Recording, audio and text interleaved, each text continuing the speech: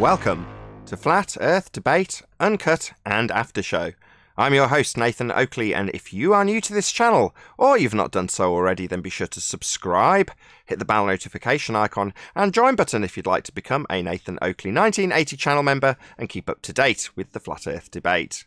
If you would like to support the channel, there is a super chat that runs alongside each of these shows while they premiere, and there's also a PayPal, Patreon, and crypto link in the info box below the video.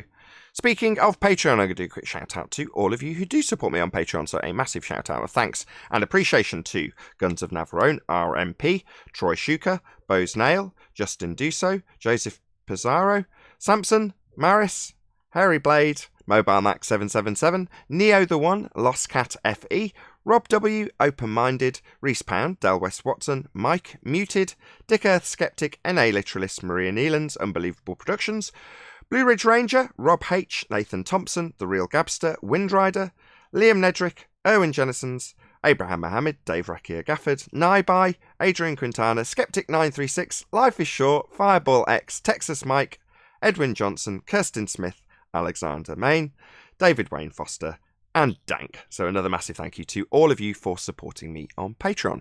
Now I'm going to raise the mic on Google and Discord so you can enjoy the conversation that's going on in there while I set up for today's live show. Theory, model, guesswork with another.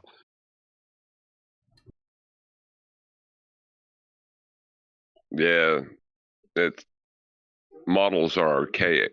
It probably says it at the bottom of every YouTube flat Earth thing, you know, like archaic models and things like that. But models themselves are archaic.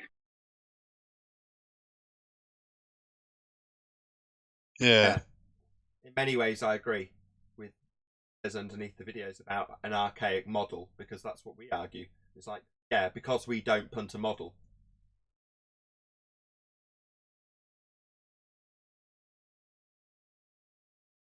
Yeah, once I figured out reality wasn't a model, everything kind of changed.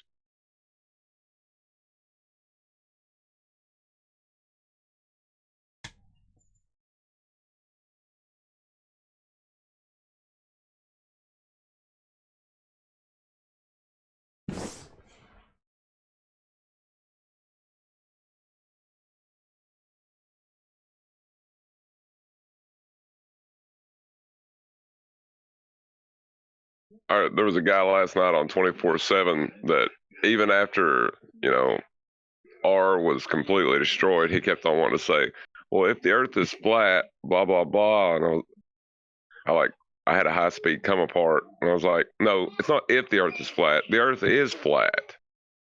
There's no if to this anymore.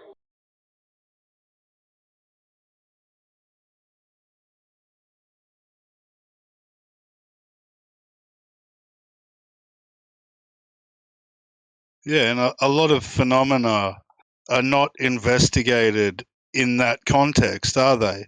They're investigated in the context of us being on a sphere. Yeah, like the nothingness of space.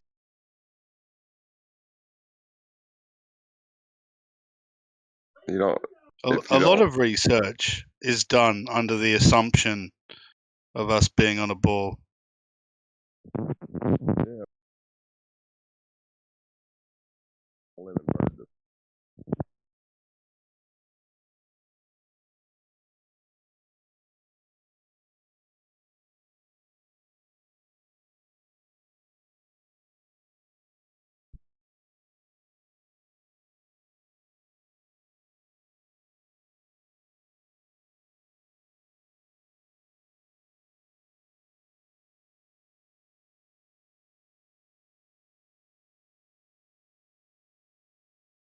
I'm going to stop saying if you don't listen.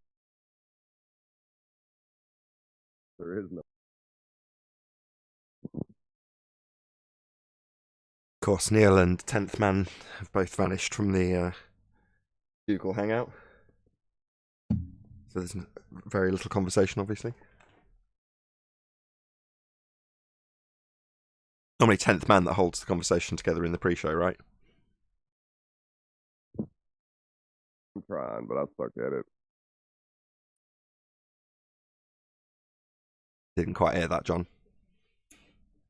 Or was that just mumble, mumble, mumble, mumble? Saying I suck it in the conversation. Gone really quiet.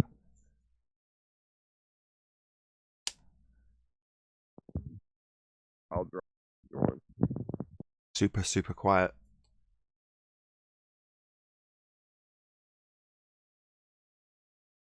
Oh, he's dropped. Have I got to take him off mute? Yes, I have. Try now.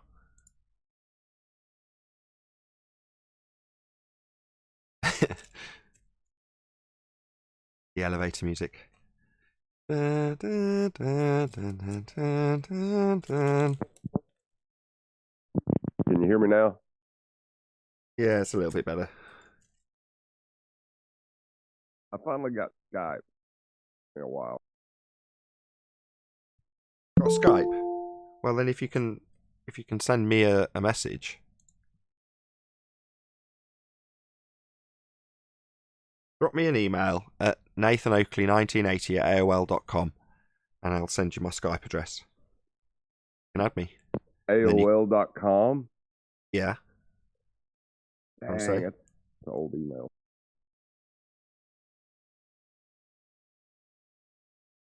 Yeah, drop me an email there and I'll get you onto the Master B so that you don't have to join Discord. Of course, that does put you in a position to actually rumpus me in the show. So... Welcome to the club. Yeah, you're then in that club that I have to actually verbally tell to be quiet rather than just shutting them up. We don't take it serious, but he's got to run the show. Well, I try not to speak too much during the show unless I have something to say, but I'm mainly here to talk in the pre-show. Fair enough. The show's usually best when you get like a baller that's being absolutely ridiculous. You mean like yesterday? Yes. Hey, Nathan, you're going to cut that out, right? Make a little snippet of that guy. Well, because of me accidentally ending both live stream and recorded stream at the same time, it meant that ended up being quite a short show in both after show and live show. And for the live show, it was the majority of the live show anyway. A bit like when it was Tim Osmond, people were like, oh, you are going to trim the Tim Osmond bit out. It's like, well, that was much shorter, but the rest of the show was so good that I didn't really want to trim it out. I just wanted to tag the whole show with the Tim Osmond bit so people come to it and have to watch the rest of it because it was worthy of watching. And in that case, the whole live show was, for the most part, centered around that one dude who'd been sent by his mate to get a proper tongue lashing, basically. That was clearly the intention of his mate, which I thought was quite funny. Well, he came across as a person who wanted to control every part of the debate rather than allowing, like when he said, well, it's normal that you first give me your model, then I give you my model, and then we just go back and forth and talk and kind of. So he's trying to do it that way, which is his method. And we're used to, okay, if you're going to make a claim, then provide support for that claim or we're not moving on. Yeah, they're not used to it. It's like, no, the way this debate's going to go is you give me your model, I give you mine, and I show you how my model's better than your model, and therefore I win, and therefore the Earth is my model. It's like, no, begging the question, reification fallacy, false dichotomy fallacy, along with a whole load of baseless generalizations and stereotyping fallacies thrown in for good measure along the way. Each and every one was pointed out to him. None was accepted. None was acknowledged. That was the best part of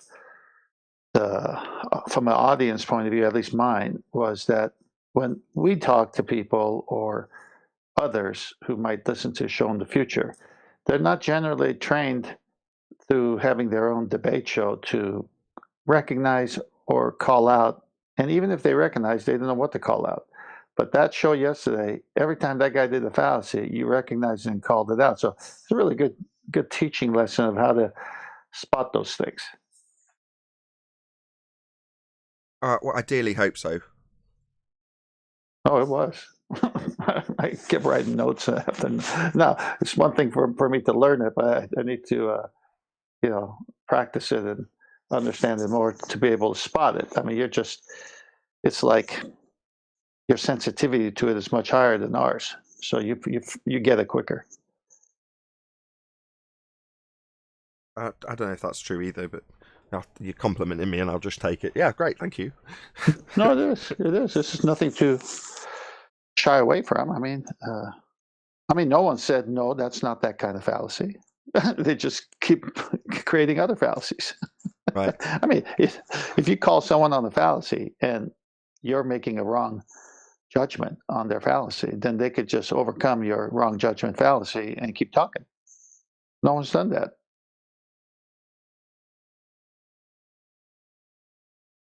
Yeah, but you're up against a brick wall when someone doesn't know how to cope with that, and they're just going to doggedly carry on asserting whatever fallacy they're using at that particular moment, regardless of it being pointed out. They'll just, no, the way we're going to debate is you have to hold up your model in false dichotomy, because that's the way I'm going to be debating here. Well, yeah, that's... Go on, John. No, that was it. I was just going to say, well, we're not. No, we'll point out that that's a false dichotomy fallacy. I think John wanted to say something. Sorry? I think John wanted to say something here. Oh, go on, John. Sorry. I was going to say, you're just miring the conversation down with pointless things like the meaning of words. Yeah, that was good. That was a almost verbatim quote, but the meaning of words that he had used. So in that particular instance, the word was experiment. There's numerous experiments to prove gravity. All right, what's an experiment? Let's not get marred down with what these words mean.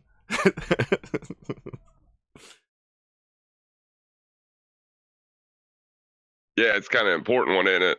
Experiment, kind of important word when you're proving something. Yeah.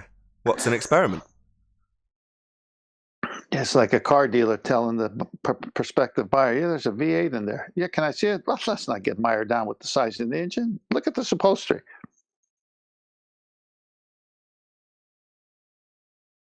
Yeah. It runs on electric power. Why has it got a petrol cap? Let's not get marred down with definitions of things. Oh.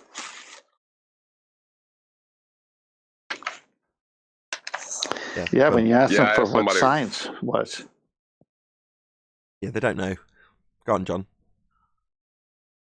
I asked somebody what imaginary meant, and when they were talking about when I got on the imaginary container kick, and they flipped out on me. They put what on you? Well, they flipped out because imaginary is not real, but they, I don't know, just there's a lot of cognitive pain that comes with the globe. Indeed. When you, I think it was gravity experiment. What is an experiment? And then he goes to you, well, what's your experiment? And you go, well, that's a burden of proof reversal fallacy. I'm not claiming. Oh, that was so Ed's dumb. really He's good the at one those. claiming it. Ed's good at what? Burden of proof reversal fallacy? Oh, yeah. He's the best at them. Who's Ed? Who's Ed? Not Ed Freeze. The one that said, how does the sun illuminate underneath the clouds? Oh, him. Yes, I do know who you mean. Yeah, I think you're right, 10th. I think it's called Ed Freeze. Yeah. Yeah, he's a master of burden of proof reversal. But that's just about all they got. Well, I don't know if it's a human condition. So if you assume that the guy yesterday is just average Joe, but moderately educated in the heliocentric model or in this debate, he's still just an average Joe, and he's used every single fallacy and trick under the book that we see here. Well, not every single one, but you know what I mean. Yeah.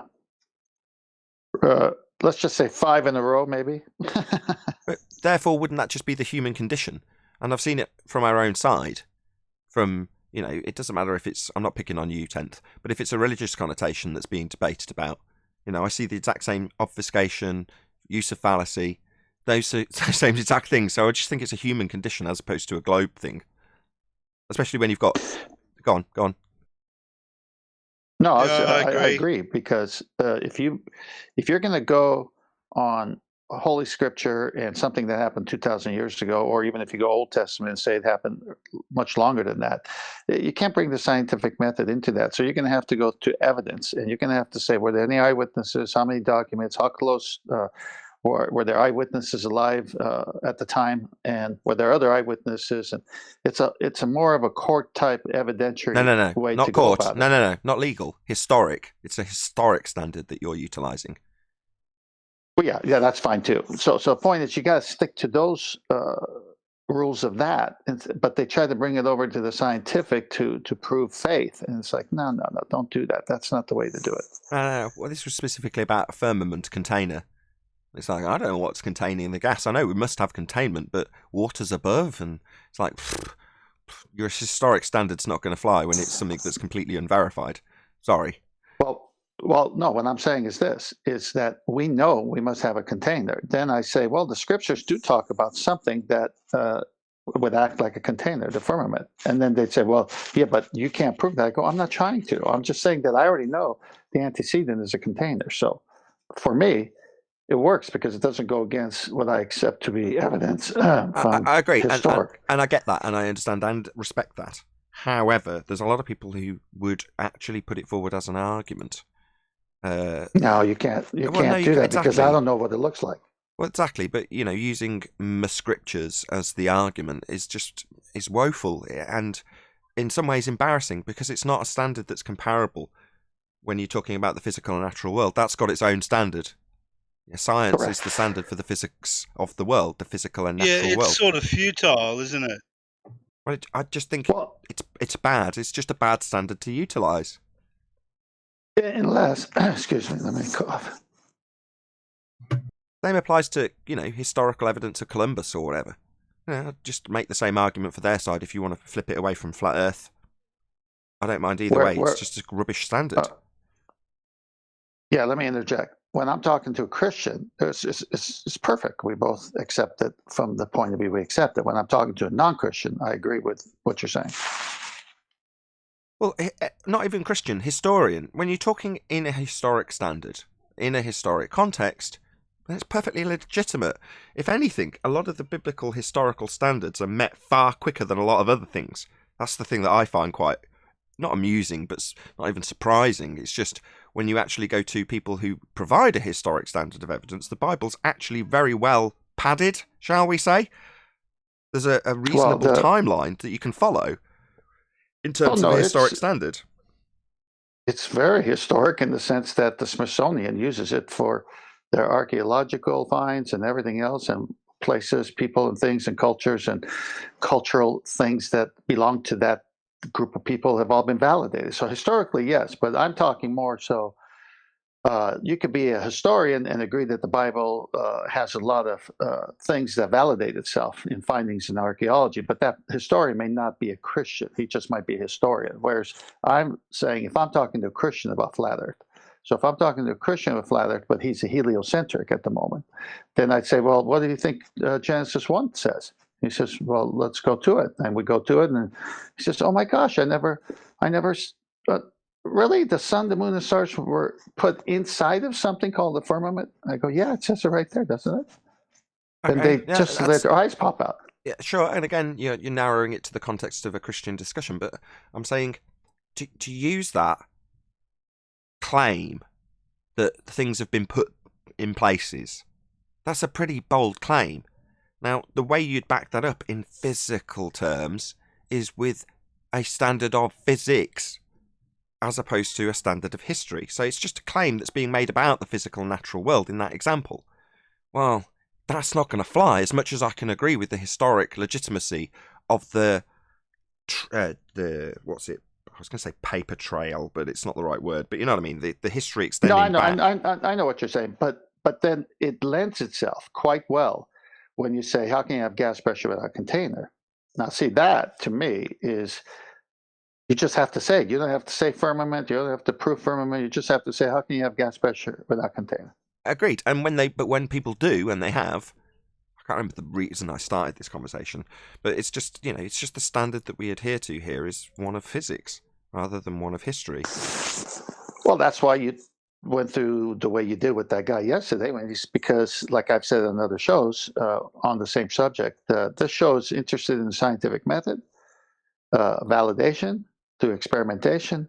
And so when people call in and want to talk about subjects that have gone through that and failed, or have gone through that and succeeded, or have never gone through it or can't go through it, that's just where it all pops up, where we're saying, look, this show is about this, the natural world in which you can prove. Right. Hold on. How are we going to have a conversation here? So I don't know what kind of model you have. Yeah, I think Adam summed that up. It's like, I'm not going to argue about my existing paradigm unless you've got an alternative paradigm for me to fall into should I be defeated. And the assumption being that, well, my model's not going to be defeated, it's perfect. Not realising that it's a reification. In other words, Adam summed up the position that most people hold. They're too terrified to let go of an existing paradigm unless there's another one to leap onto immediately. And that's the problem, right? Why this controlled structure most likely exists in the first instance. People want to be told what's what. In fact, in some instances, they're so terrified of not having a paradigm that they'll argue within the constraints of that guy yesterday. Either you give me an alternative or I will not argue with you about my belief. Yeah, but I've heard you say that before, too. I know Adam summed it up well, but I've heard you say that same thing. It's normally Adams was too, but in terms of an explanation for a false dichotomy fallacy. That's normally the context I put it in, whereas Adams just personalising it to, a bit more psychologically analysing the circumstance, which is to say, I'm not going to argue about this unless there's an alternative explanation that I can then move on with my life with. Because, there's no need for us to provide an alternative whatsoever to destroy any claim that's made about a heliocentric model that we don't live on. You don't need to provide anybody with anything. You just can contest their point and take it to pieces. That was the exact tactic that Aaron Ra used against Nathan Thompson in his recent debate. He's kept off or held off making claims about the heliocentric model, instead took apart the claims made by Nathan Thompson.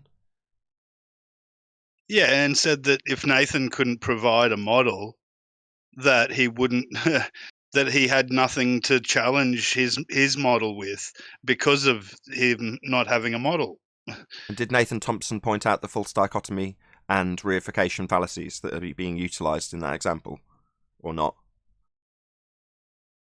Not really.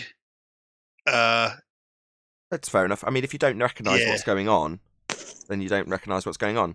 If you don't see that somebody's saying, no, you must hold up one of two choices for the audience to pick between, doesn't matter whether or not either of them are right, we want to see which one's slightly better than the other, and that's going to be our world. Well, no, that's a reification fallacy wrapped up in a false dichotomy. Reification of a model, because we're not standing on a model, the map is not the terrain. And why would it be that choice A versus choice B leaves us with a correct answer at the end? Well, it doesn't necessarily. This correlation isn't a standard that we would ever adhere to because we don't stand on a model.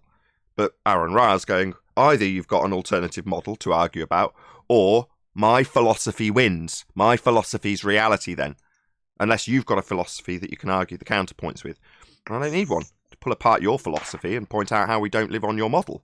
And no explanation from me is required, and why would I be so arrogant as to provide one when I don't necessarily have the education or the research to provide one? But that doesn't stop me from pointing out the arrogance of people who have assumed one and presented it to the rest of the Western world so that people like Aaron Ra can assume it and reify it. One of the things Nathan Thompson said in response to that was that dismissing of or dismantling of his model did not require, him replacing it. Well, no, that is pointing out. Well, that is pointing out that there's a false dichotomy. The standard, the burden is on the person making the claim, and it's not up to the respondent to in any way provide an alternative to demolish the claim. So Nathan Thompson did indeed do that then. So yeah, I thought Nathan would be on point with that, and he is good. Here's so In another Sorry, go ahead. analogy to that same point, if someone is claiming person B committed a murder, and that would represent their model in this case, and it's proven that person B didn't create the murder, then the lawyer for person B would say, well, then who is the murderer? You say, well, we haven't discovered that yet, but we know person B isn't, so quit saying person B is. It's like, why do I have to, if I don't know who it is, but I can prove what you said is wrong, what's the problem with that? Yeah, or to put it another way, it's not up to the person who's on trial to find an alternative crim to put in place of them on the dock. That's not what is required. You have to demonstrate in that instance that you weren't possible or weren't capable or weren't available or weren't in the right place at the right time to perform what you're being accused of. Not to say, well, no, actually, here's my alternative theory for who did do it. No. It's up to the person to prove you wrong, not you to find an alternative. Yeah, that's funny the way you said it. Well, that's why you have alibis, right? I was here at this date and time. There's evidence proof, so I couldn't have done it. Well, then who did it? It doesn't stop that being the case in an illegal scenario. More often than not, in fact, people will come up with an alternative as a defence. Well, I think it was this person. It was actually Mr. Plum with the candlestick in the dining room. I was in the bedroom. Scarlet. It doesn't help when flat earthers grab. Then there was 3. It doesn't help when flat earthers grab, global projections and try to claim them as a model. That's a trap that's left. Well, I remember on many occasions since being in this topic, people say, okay, so what is Earth? And I go, well, I don't know exactly. I know that there's hills, valleys, and, flat spots. I go, but the ocean's level and water finds its level. So, we're known as flat earthers. But until you give me the proper equipment and a funding that can not end real soon and allow me to explore, it's hard to say.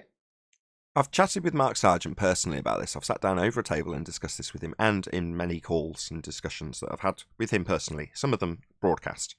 And depending on your understanding of the subject matter, which Mark is right up there, top of the pile, he knows most, if not all, of the arguments and the rebuttals. He's very well educated in this regard. Now, he understands what the azimuthal equidistant projection is when he holds it up. And he understands its use as a tool with disclaimers. So he will disclaim, not necessarily in the words we use, he won't necessarily call it a reification fallacy, but he will give those disclaimers. And that's because he appreciates what it is and where it's come from. And he shows the links of the people who use it. And he details what it is in terms of a spherical projection. So if you've got a good, and I do mean a good, understanding of what that is and what it represents, where it's come from, and you still choose to use it as a tool, as Mark Sargent does, and I've discussed this with QE, both he and I are of the exact same opinion, more power to him. It's more of a problem when people don't appreciate any of those things and then hold it up, only for their opponent to say, well, that's come from a globe. You're just proving a globe. That's the easiest thing they could do. Obviously, it might be a lot more long-winded, but it depends on the skill level of the person wielding that tool. And that's all it is. That's all the azimuthal equidistant projection is. It's a tool. Well, it can be a tool for deceiving people into a spherical belief, reification of a sphere model. It can be used as a tool to show people how they're not standing on a sphere. But the danger comes when the reification comes. Well, this is the terrain we're standing on. This is representative of the land. No, the ground you're standing on is representative of the land you're standing on. Not a model. I found the AE map really helped me visualize an alternative model that I'd never conceived of before. Yeah, useful to keep you in a paradigm of a model, to be a bit more negative now that we've got that out of the way with Mark Sargent. Useful that you should be considering the false dichotomy of two different models and investigating how your model might work, so that when someone like Aaron Ra comes along and says, well, what's your model? You'll be ready and waiting with something you can pull apart based on flight times or some other nonsense. And then say, well, my model's better. Therefore, my model's the world.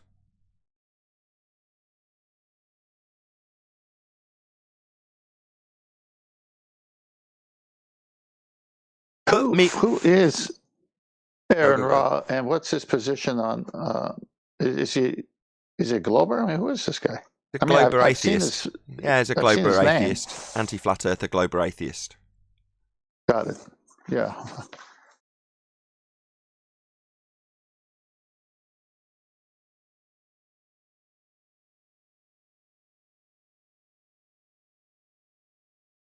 I'm sure QE's pulled apart him and others in specific shows. So if you typed in Quantum Eraser Aaron Ra, then you'd find his pulling apart of Aaron Ra's doing whatever he was doing. Not as interesting to me because it's about Christian versus atheism.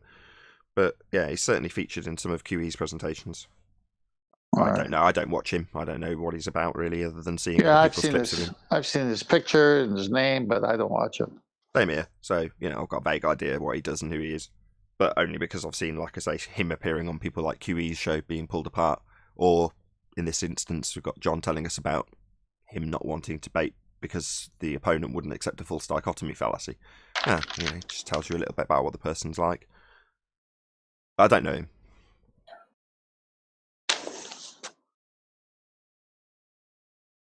So yesterday, with the little bit we have left, he went to Cavendish.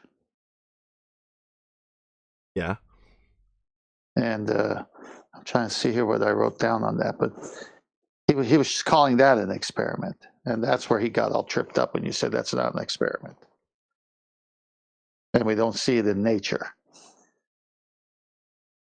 No dependent variable, correct. No viable dependent variable, anyway. Yeah, they throw that word science around so loosely nowadays. Yeah, indeed. That's why I wanted him to find what an experiment was. Or is. I mean, you got me trained. When people say science, they go, "Oh, you have a dependent variable?" They go, "What?" They don't know what I'm talking about. That's good. That's what it's all about. Just recognizing those keywords and tying them down on what they actually mean.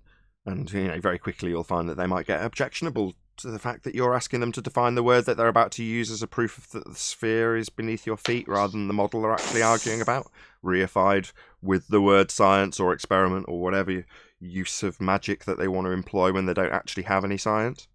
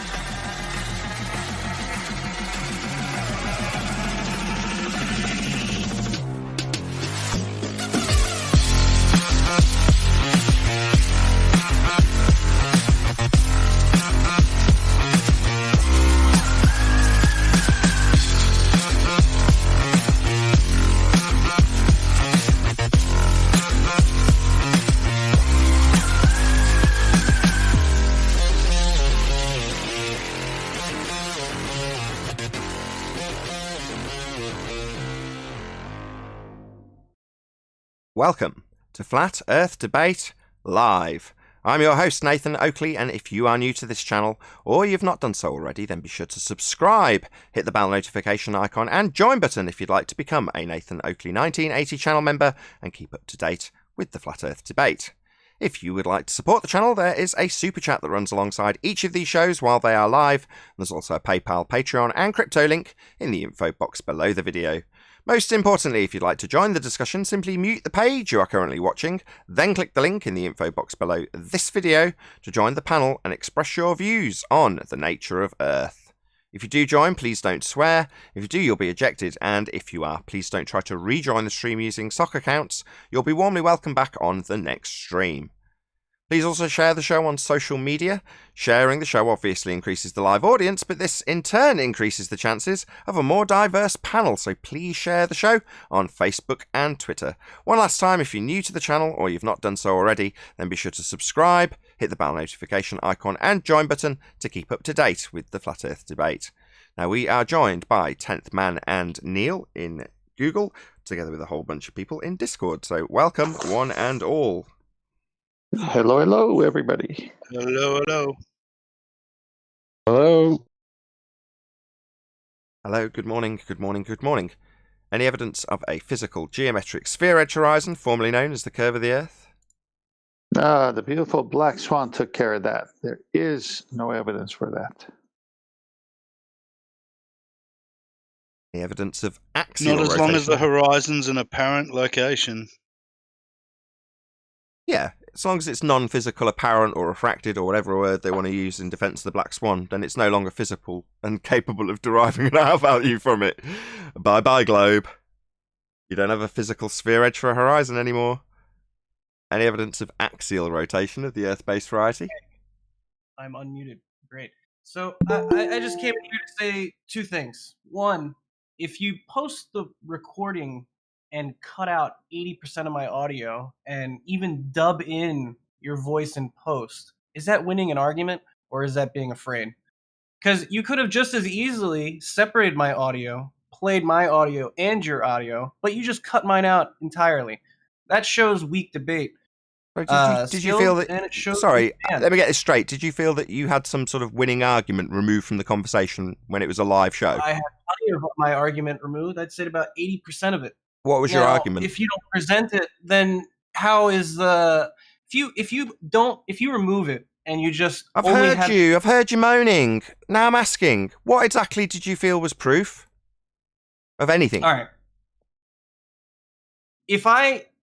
If you say, what's an experiment? And you badger me about definitions, and then I'm like, all right, give me your definition, and I accept it. I just say, okay, that's a great definition, let's move on. And then you try to keep going back to it. That's weak arguing, right? Because you're just trying to mire the conversation in definitions. Okay. Now, can I respond, or are you going to babble on indefinitely? Can I respond? Any chance I can respond? Because you just seem to be talking indefinitely. Hello? Hijacking this show by talking indefinitely isn't going to help your cause. There's two I'm examples. just trying to respond to you and you're not shutting up. I'll try again. So, you agreed with my definition of what an experiment would be. That would be a hypothesis test. Yeah? You then later went on to assert that Cavendish was an experiment. Well, that would be a hypothesis test, meaning it would have... I'm still talking. You see, this is why I have to shut down people's lines. Now, you're moaning that you're not getting heard. No, I am shutting down your line while I'm talking and you are interrupting. So I'll try again. You agreed with my definition, hypothesis test. That would imply, were Cavendish to be an experiment, that it would have a valid hypothesis. Now, I point out, and there you go again. Maybe I'm censoring you while I shut you down while I'm in the middle of a sentence. So I'll try for a third time. Oh no, third time interrupted immediately. I'll try for a fourth time. Fundy, who is going to interrupt me and then moan about being censored. Shut your mouth while I talk and explain your error. Do it again. Interrupt me one more time, Sunshine. Just do it. So Cavendish, quote unquote, experiment does not have a valid hypothesis. The reason being, the DV, dependent variable, that would be naturally occurring phenomena, is a man-made phenomenon, not something occurring in nature. In fact, the very notion that it occurs in nature was superseded 106 years ago by Einstein. So that's no longer even something considered. It's considered bending for space. So I detailed to you how the non-stop Fundy muting by you talking through every word took, I believe, 9 attempts for me to explain what I've now explained to you again for a 10th time. That the Cavendish experiment isn't valid, replaced by Einstein, and does not have a dependent variable. So the fact you've agreed with my definition of hypothesis test, and then I have detailed why it doesn't have a valid hypothesis, is to demolish your claim you have scientific validity for gravity. Do you understand? Holy shit, you don't stop talking. All right, so if you're going to let Don't me swear. respond, let me actually Don't respond swear. this time. Because you will say I'm talking too long. Shut up! Do not swear on my show. All right, well, let's consider. You said there's no dependent variable. Well, the dependent variable is the distance of the object to the other object. He changes that, right? Sorry, The independent sorry, variable, but I just need to get some independent clarity. variable We're is the stopping. Bear with me a dependent. second, my friend. Why are Hello, you can you stop over me talking? When I will now mute you because you don't seem to understand that I host the show, and when I talk, I will be listened to or I will shut you down. That is how it will work. If you don't like it, get lost. That's your choice. When I talk, shut up. Simple. So, I will ask you to repeat what you believe the dependent variable is, and we'll ask where this is observed in nature. So what do you believe the dependent variable is for the Cavendish superseded 106 years ago by Einstein? Independent variable. Dependent variable. Are you deaf or dumb? I asked for the claim that we have a natural phenomena occurring, dependent variable. Don't now tell me about the presumed cause. Tell me what you believe the natural phenomenon is. Speak. Then what's the point, right? What's the dependent Let's start variable? with the independent variable. The independent variable is the distance Get of out. one object to the other. You just said that was the dependent variable. Is the amount the other object has I'm going to moved. kick you out. You just said that was there's no vacuums You're that not exist in nature. shutting up. Two You seem to be constantly fundy muting my replies. Ask you again. I asked for the dependent. Right, that's your last chance. Get lost. Go and moan somewhere else, you dick. Yeah? Do you want to try again without fundy muting every single response or not?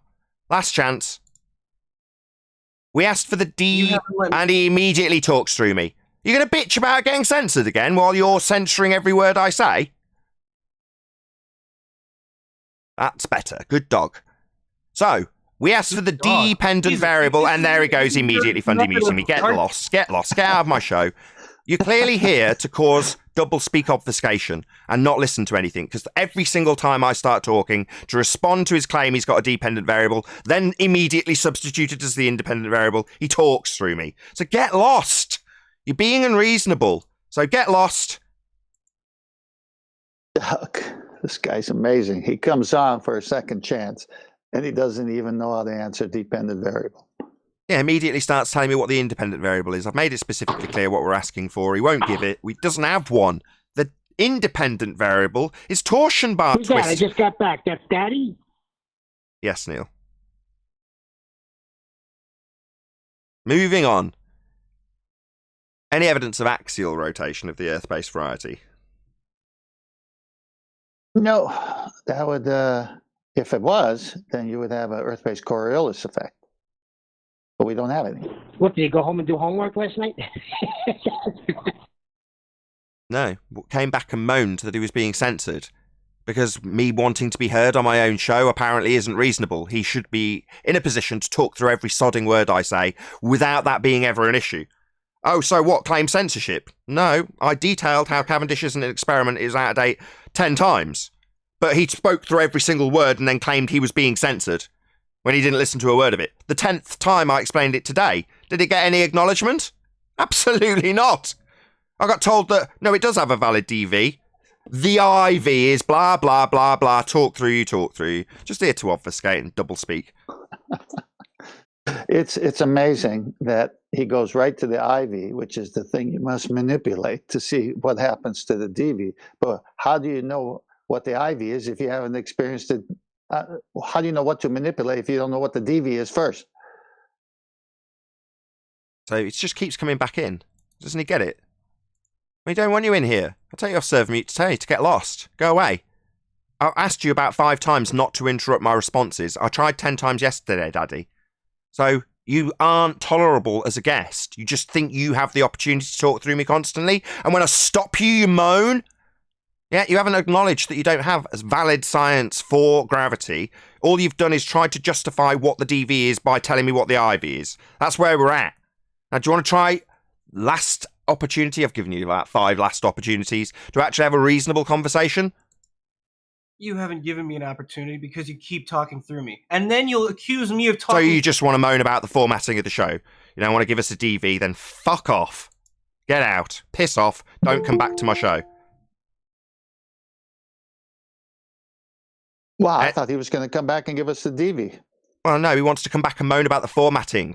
Oh, I'm talking through you all the time. Yeah, because I'm correct. And having to repeat 10 times while you fundy mute every word of it so you don't have to listen. Well, you want to moan about that? I don't care. Get lost. Yeah, no one's forcing him to come. Ugh. All right, no Keeps earthquakes, bouncing back in. Coriolis, no axial rotation. Yeah, it keeps bouncing back in. This isn't a game, dickhead. Get lost. Hello. Hey, Owen. Hey, good morning. It's Daddy's at it again. Yeah, he wants to Who's your bitch and daddy? moan. Bitch and moan that he hasn't had a fair crack when he doesn't listen to a word anybody says. Talks through every damn word of it. Anyway, we're still in the middle of housekeeping. Any evidence of the distance to the sun? No. Maybe an apparent distance, but not actual, as far as I can tell.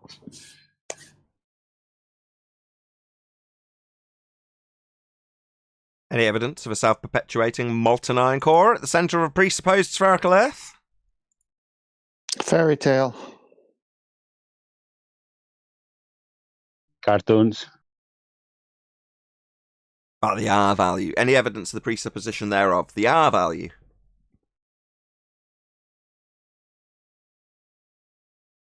Well, lots of presuppositions for it, but no evidence for it.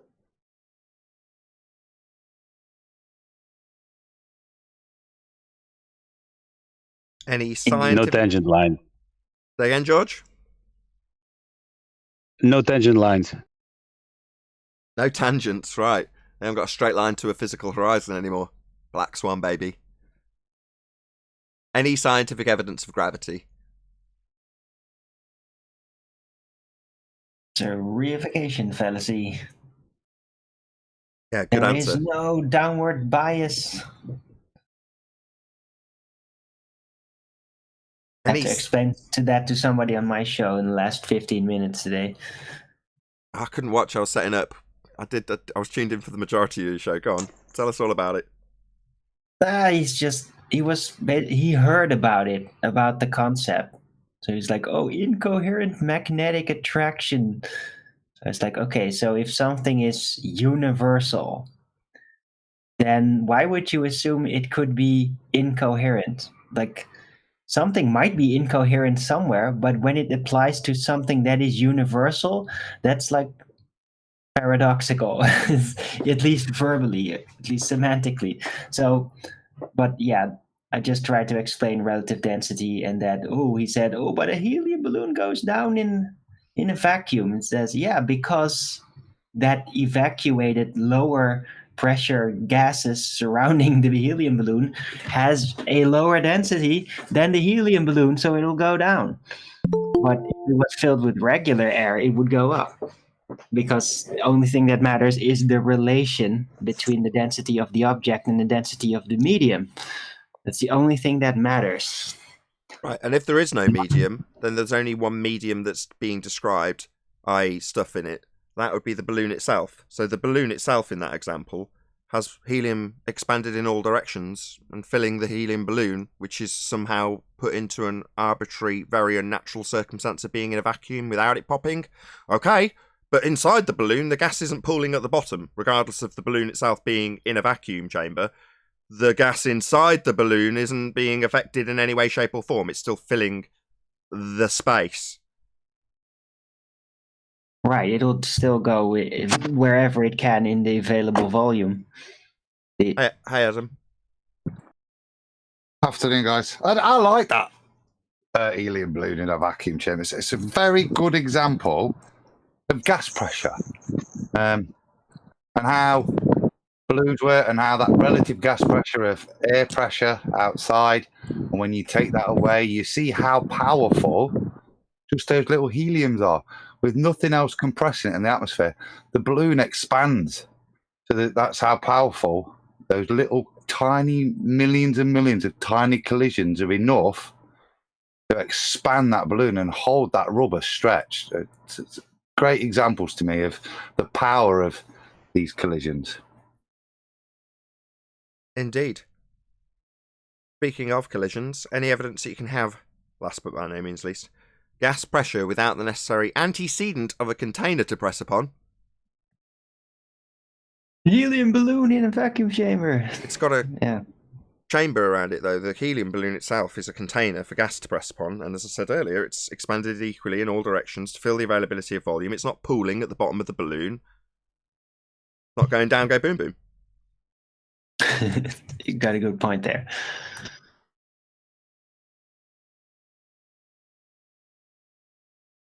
There seems to be a slight conflation of that, doesn't there? This balloon in a chamber.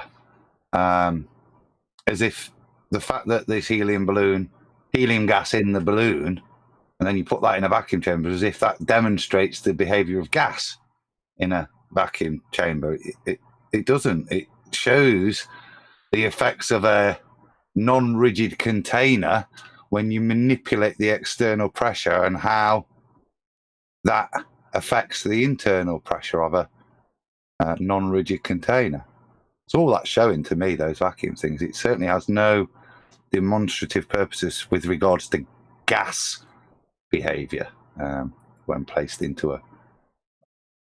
No, but it still has a demonstration of gas behavior inside the balloon, though. Yeah. Which is where I immediately take that example. Well, that's what I'm saying. When I see it, Nathan, I'm seeing the power of gas collisions being demonstrated there. That's what that apparatus, you might want it to show you more, but realistically all it's showing you is gas collisions and how they work. Look, and if I take away any collisions on the outside of that balloon by evacuating the chamber, look how powerful the collisions on the inside are now. They stretch that rubber twice as much as it was before. I mean, that's what it demonstrates. They're the things it is, not any kind of falling. Adam, good morning. What would happen if that balloon popped inside the vacuum chamber? What would the gas do? Well, one does, actually. If you look at the one that was playing, one of the balloons popped, which is interesting because at that point you then see that some buoyancy is attained by the other balloon. Particularly when he takes the top off, you'll see he's trying to get the balloon to float back up to the air, but you see because of diffusion, there's still, when he takes the lid off, there's still the old popped balloon in there, so it doesn't float in the chamber still because it's not full of air yet. But then when he brings it out, it goes up. But that's the reality. That when one pops, you see, you'll see that the relative stretching of the other one diminishes slightly because there's now an opposing pressure. That was his question. Both of them pop. Sorry, just to answer your question. What happens after it pops? Well, the gas fills the availability of volume, so the helium inside the balloon then expands in all directions. It doesn't go down, go boom, boom, and pull at the bottom of the vacuum chamber. It fills the availability of volume. That would be in line with the second law of thermodynamics. That's natural law. Or entropy. Right. And so, and in Adam's case, if there were two balloons and there was a second one popped, then that would fill the available space of the container that has the vacuum, right? Yeah, the gas will fill the space. It won't go down, go boom, boom like bouncy balls poured into a fish tank or a solid structure like a balloon skin poured into an evacuated vacuum. Gas will fill the space, unlike solids, which the skin of a balloon is definitely a solid, like a bouncy ball. Right. So since they know that, and we know that, then what's the purpose of showing us a balloon with helium inside the vacuum chamber that goes down, but the gas inside the balloon is going in all directions? When popped, it finds the available space. Are they trying to somehow avoid, can't have gas pressure, or you can have gas pressure next to a vacuum and it won't go into the vacuum? Because once they pop it, it does go.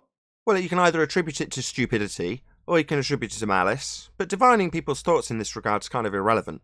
You know, when they pour bouncy balls into a fish tank and say that gas behaves like that, or evacuate a vacuum chamber, put gas inside a balloon, and then put it in to watch it go down, go boom, boom, and then assert that gas behaves like that, what, contained gas that's expanded in all directions in the balloon behaves like the balloon? No, it doesn't. Should the balloon pop, it will expand in all directions. But you could attribute that to pure stupidity. You know, gas go down, go boom, boom, like bouncy balls in a fish tank. Da-da-da-da-da-da-da-da. Shout out to Thunderfoot Clown. I'm going to have to go look at a few of these videos then, because I want to see what they're subtitled. Because if they're saying that this proves gas goes down, goes boom, boom, it doesn't, because once you pop the balloon, gas doesn't go down, go boom, boom.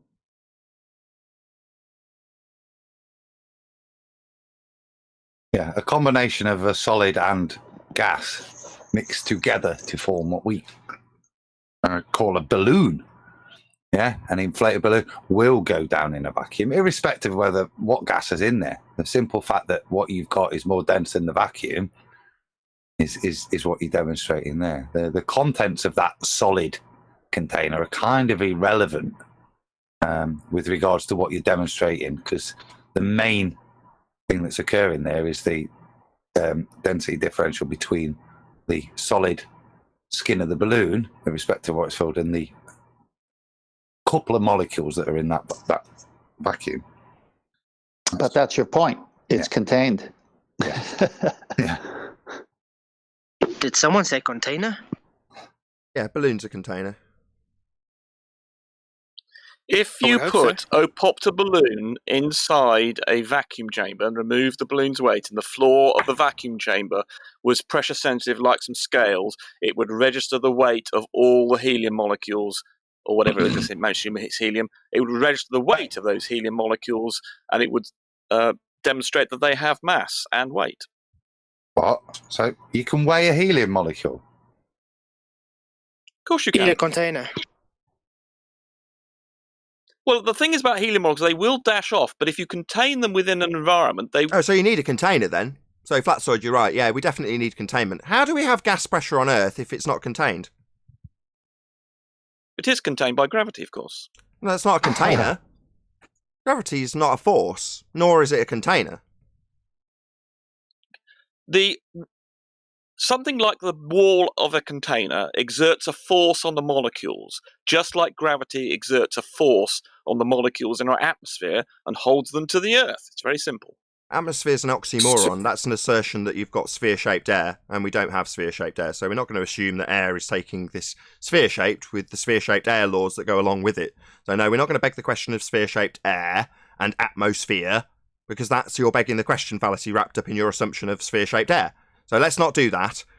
We are pointing out that you'd need containment, and you're saying, well, gravity. But in order to weigh the air, you'd need it in a container. Discussing. What was the question? It's an assertion, a fact. In order to weigh this gas to assert it's got weight, you need a container. Well, only because it will disappear off. So you need a container then. So therefore, to juxtapose it by saying, well, weight is attributable to the gas that I call sphere-shaped, means it's going down, go boom, boom, with weight. No. Device simply needs to be... Why did you ask me for clarification just to talk through me? I don't really understand. You're doing the same thing the other guy did. You seem to be talking through me, fundy muting, censoring even. Molecules. Why would you censor this? Are you scared of me pointing out natural laws? Scales. You scared? You can seem to be talking through me. Helium molecules. You seem to be talking through me rather than listening to me and then responding to my points. Seems this guy's scared of natural law. Why don't you try taking it in turn? Why don't you try responding to the fact that you need a container to weigh a gas, and then a juxtaposition with something that has no containment won't give you weight, because you need containment. Maybe ignore it or talk through it constantly because you're scared of it. I'll take on any question you want. I'll answer any question, but not in the middle of an answer that I'm giving. Okay, how do you have gas pressure without a container? So I missed the very start of that. How do you have gas pressure without a container? Well, gravity acts like a container. The atmosphere is an example of that. Atmosphere I've already covered. That's a oxymoron assumption that it's sphere-shaped air. And if it listened to my answer, A, we have pictures of it, and B, the etymology of a word has no bearing on any scientific value. Let's just start with the first thing. You say you've got pictures of sphere-shaped air? What it actually means. So going on about... So we've got pictures of sphere-shaped air, as claimed. We're not going to get to tie down this claim and check its veracity. Scared of me questioning your claim? Letting me finish my sentence. I heard. You said you got pictures of sphere-shaped air. Now I'm clarifying it. Are you scared of the clarification of your lie? The etymology of a word has no bearing on... I'm asking about the pictures you claimed. Just going to ignore me indefinitely, so we don't have to test the veracity of this claim that we've got pictures. Let the sentence out. I'll say it again. Suck my balls. Yeah, I need to know where this picture you claim has come from. Value.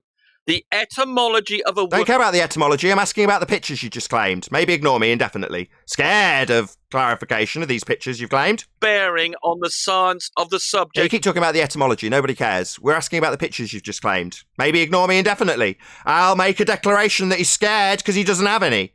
If he does, they'll have come from Narnia. That has no bearing on the scientific value of the word. No Is he scientific still value going on? to the word of atmosphere. I'm asking about the pictures you said you've claimed. Where were they taken from? Up to your sentences, you'd repeat them. Ah, suck my balls. Where are your pictures coming from? Oh, space, yeah. Space, that would be a natural law violation that you're trying to prove in this instance. So you're saying the natural law violation that is a sky vacuum that would have high pressure gas that we breathe here on Earth dissipating into it as per the second law of thermodynamics, that's going to be the place you've claimed you've got pictures from. No, that place violates natural law. You definitely haven't got pictures from there. Doesn't. No, it doesn't. Yeah, that's just a hand wave dismissal. Yeah, it does. It violates natural law. If the sky was a vacuum, the gas we breathe would fill the space. Gas expands equally in all directions. It doesn't go down, go boom, boom. At all? Am I going to get a chance to answer at all? Right, there's no such thing as natural law. That's something you've made up. 2, we have a force called gravity, which contains the atmosphere. Atmosphere's a oxymoron that assumes sphere-shaped air. Your proof of this sphere-shaped air is to beg the question of the place you're trying to prove, that's outer space, and claim there's pictures from there, even though it still stands in violation of natural law, which you're now denying completely. Yeah? You're saying there's no natural law, entropy, you don't think entropy is real? I just need 5 more seconds. No, you need to suck on my nuts. You are denying entropy. You said there's no such thing as natural law. Seconds, and then you can come back at me. No, I will just declare what I've declared, and you don't have to like it. You can talk through it and ignore it, and the audience can hear it. He's scared about claiming pictures from Narnia, because that doesn't in any way justify or prove the second law of thermodynamics violation sky vacuum that would have the gas we're breathing filling it. That's what gas does. Gas doesn't go down, go boom, boom, and asserting that it's got weight requires containment, and his sphere-shaped air doesn't have containment. It's an oxymoron. Air isn't sphere-shaped, it takes the shape of its container. I just need 5 more seconds. I don't care what you need. All you need is to say I need 5 more seconds about 50,000 times so that every single time I make a point, you don't have to acknowledge it. So I detail natural law, you deny it and say natural law doesn't exist. When I point that out, you tell me that you need 5 more seconds because you've spoken through every single word I've said. So you don't have to acknowledge it, you're a coward. I'm just showing you reality. Right. Reality?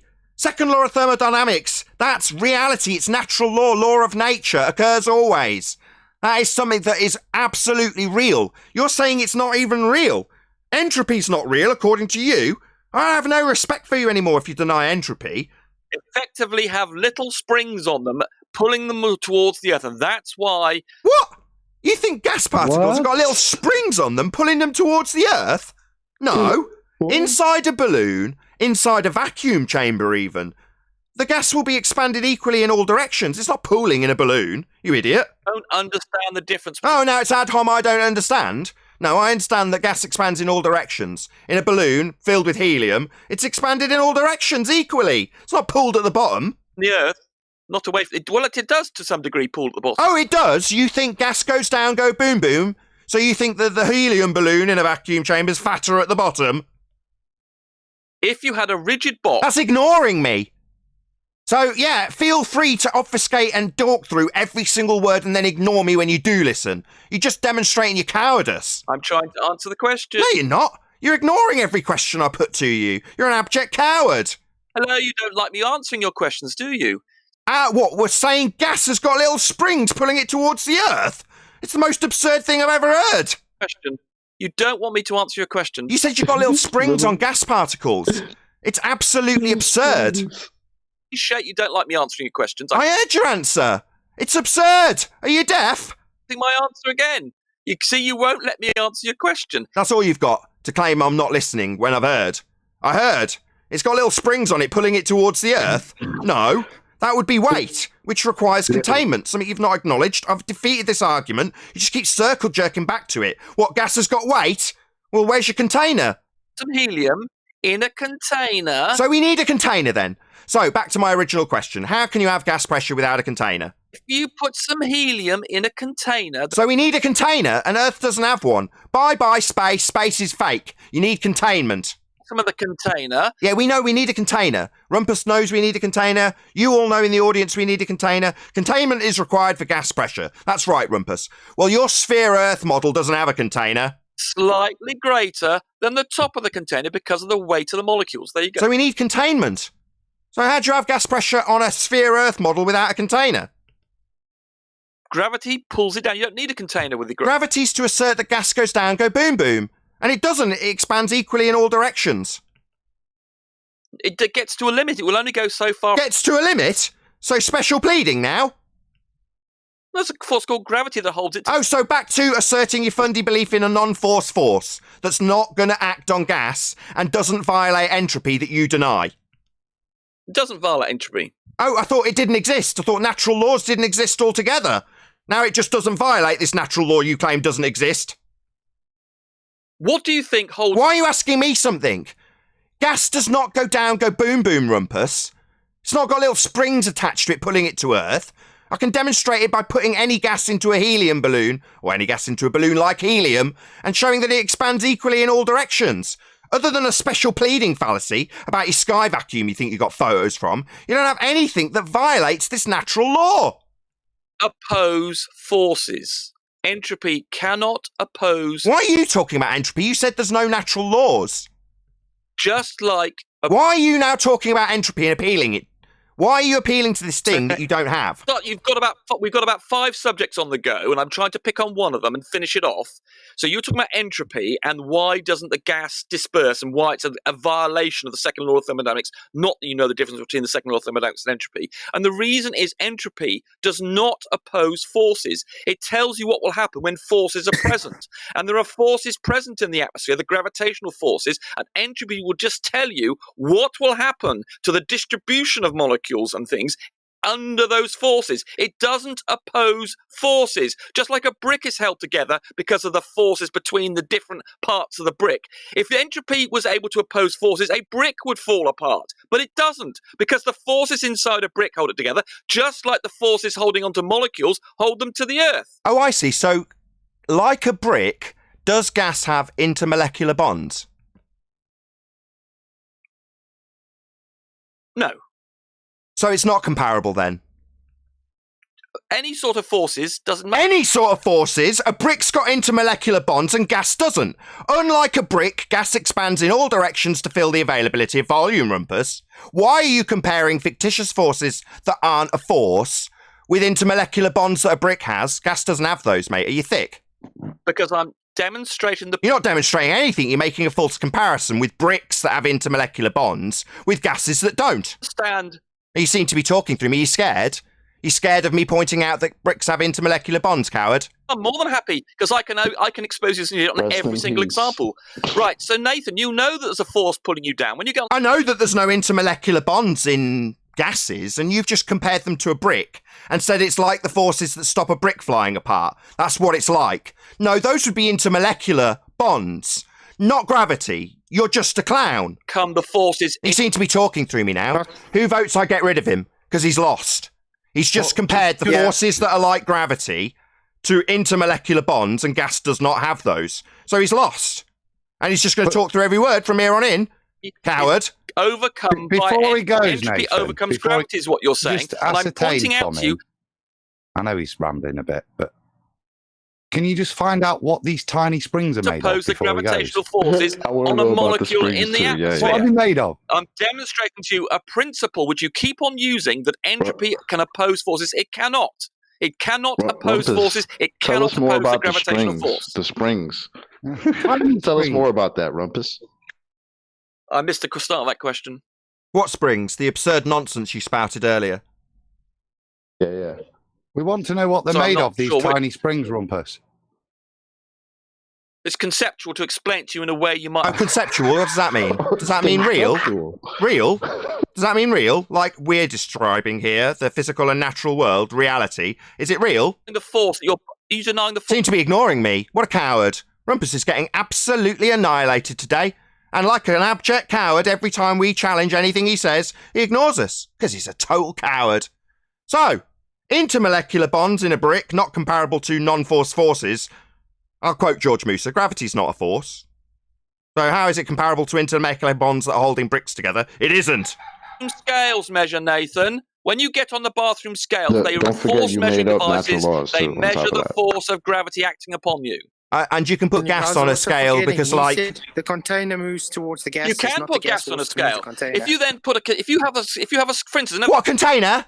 If I have a container, yeah, we'd need containment for gases because they expand in all directions. Now, I've got lots of intermolecular bonds holding me together, unlike gas. Wandering around, and then you can weigh them. Okay. And you can do this by, as I said earlier, put the helium inside a balloon. You can measure the weight of the balloon in a vacuum chamber. You take away you then just weigh the empty balloon, and you subtract the two. That seems like we've got two containers. Why have we got two containers in this example? Really simple. Why have we got? I've got a question, coward. Why have we got two containers in this example? You're the big coward. Why have you got two containers in this example? Your position, Nathan. You wouldn't overtalk. You coward. Why have we got two containers? What happens inside the first container, the balloon? You're worried about being exposed as an idiot. What, when I ask what happens inside the container of the balloon? So is that your question? Yeah. You want me to tell you what happens inside a balloon?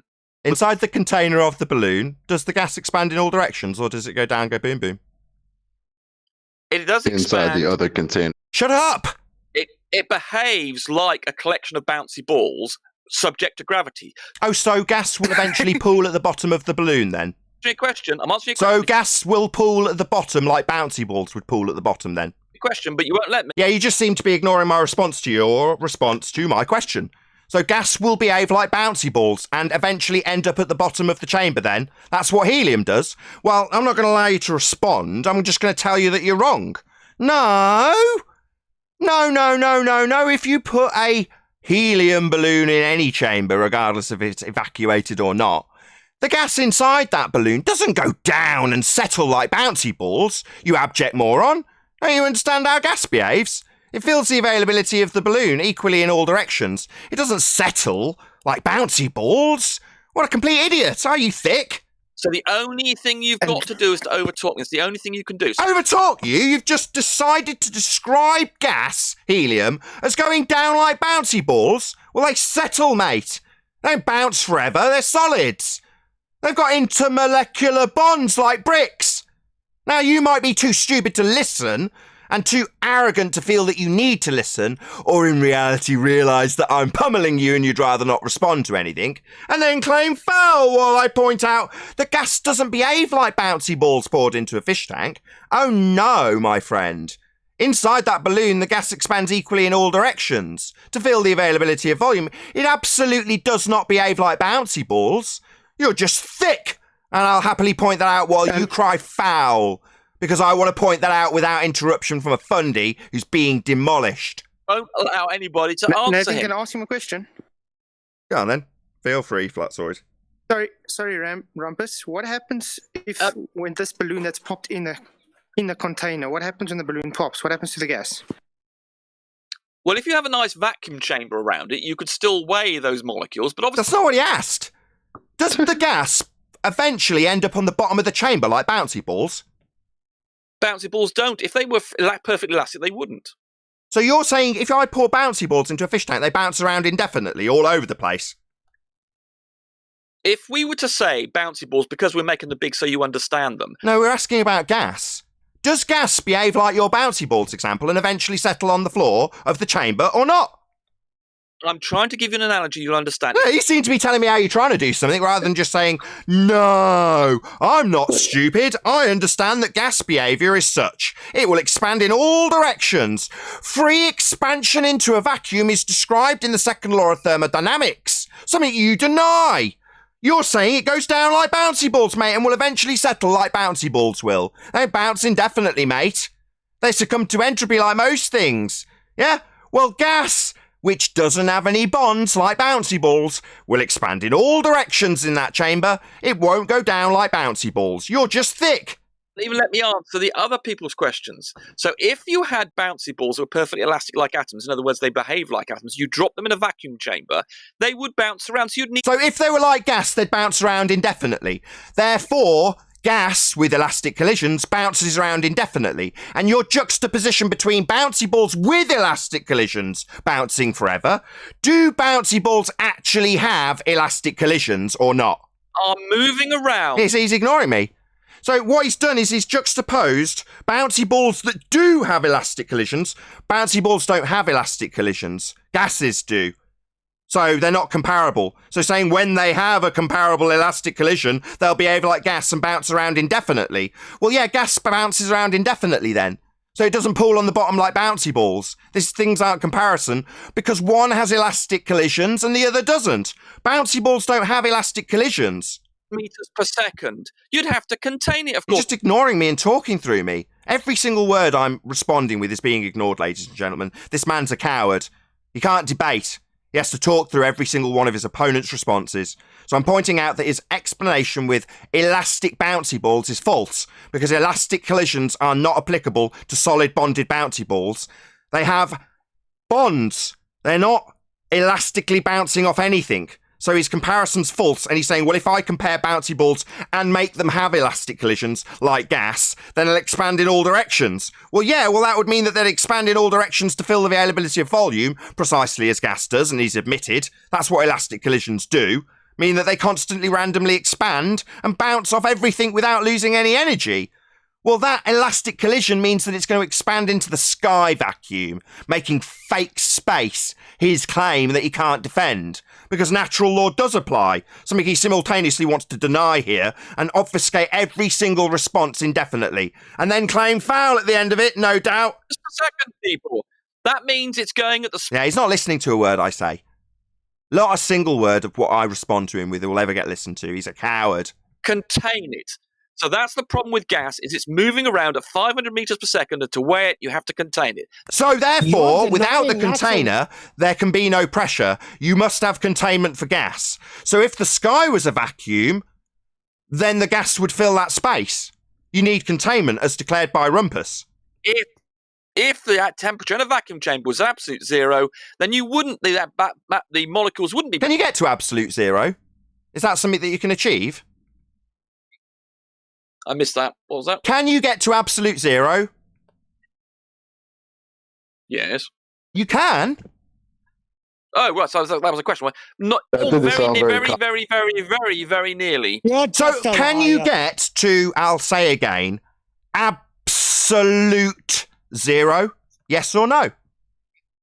So close that you can... So that's a no then. The word absolute would be the implication of absolute zero, not very, very close. That's not absolute. Do you not understand what absolute means, you idiot? Do you know how close we can... Do you understand that you can't get to absolute zero, therefore another false comparison?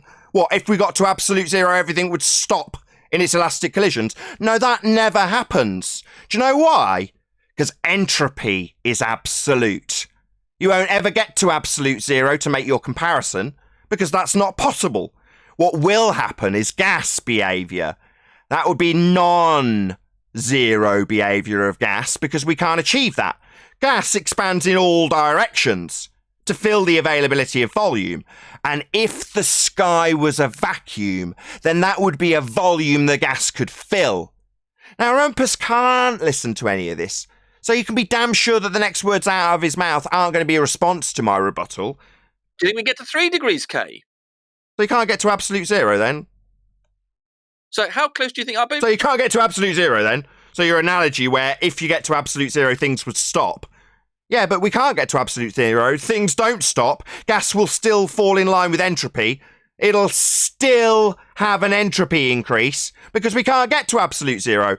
Merely a false comparison used by a fundy who needs gas to stop going in line with entropy. He even denied that entropy was real at the beginning of his time here. Need to get to absolute zero to... Oh, why did you use it as a comparison then? If you don't need to get to absolute zero to make things stop, why would you use absolute zero in your example? Well, because at absolute zero, things stop. Entropy ceases to take place, although that never happens. We always have entropy. It's a law of nature. To 2K, and then you could weigh the helium. No problem. With a container? Without a container. Without a container, there can be no pressure. Wrong. Show me gas pressure without a container. This is where you're. Show me. You said before you need a container, Rumpus. You said it yourself. No, I didn't.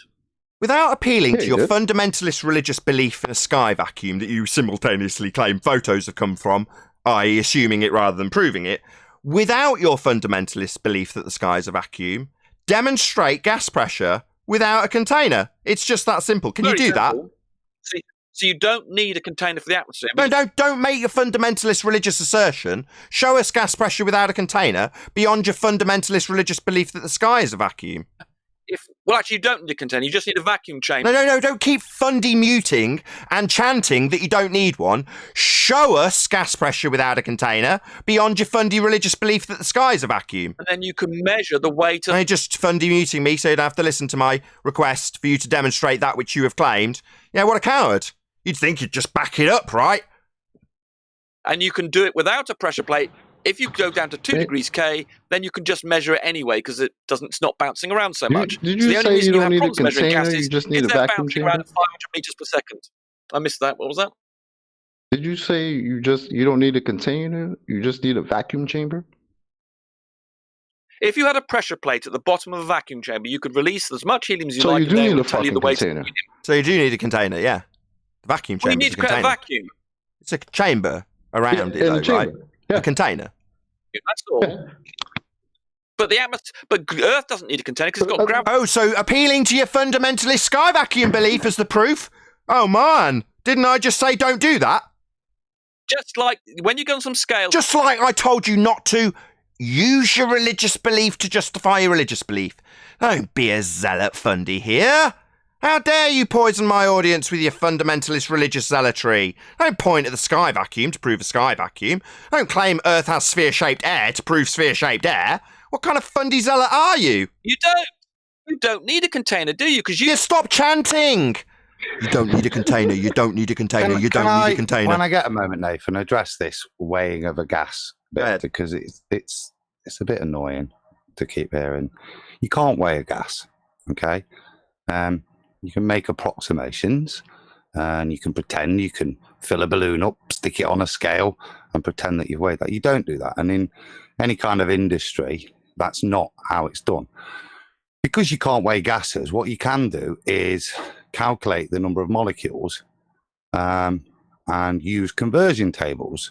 So for any particular gas or mixture of gases, you'll have conversion tables, which will tell you at any particular pressure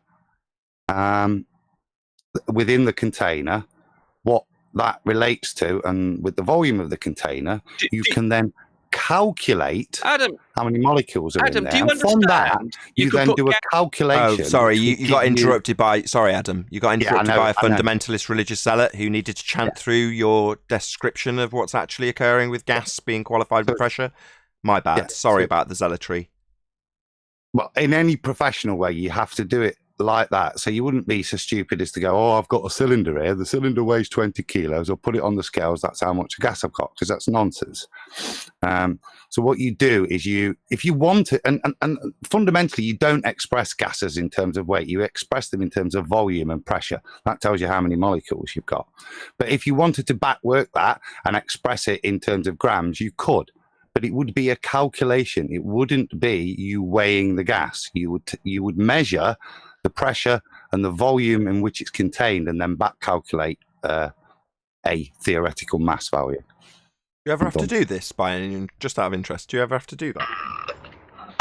Back in the uni days, yeah. I mean, I've looked it up here. Look, so you have a cylinder of nitrogen stored at normal temperature and pressure, 14 psi, labelled with a volume of 29.5 litres, an internal pressure of 2,200 psi. What is the natural volume of the gas?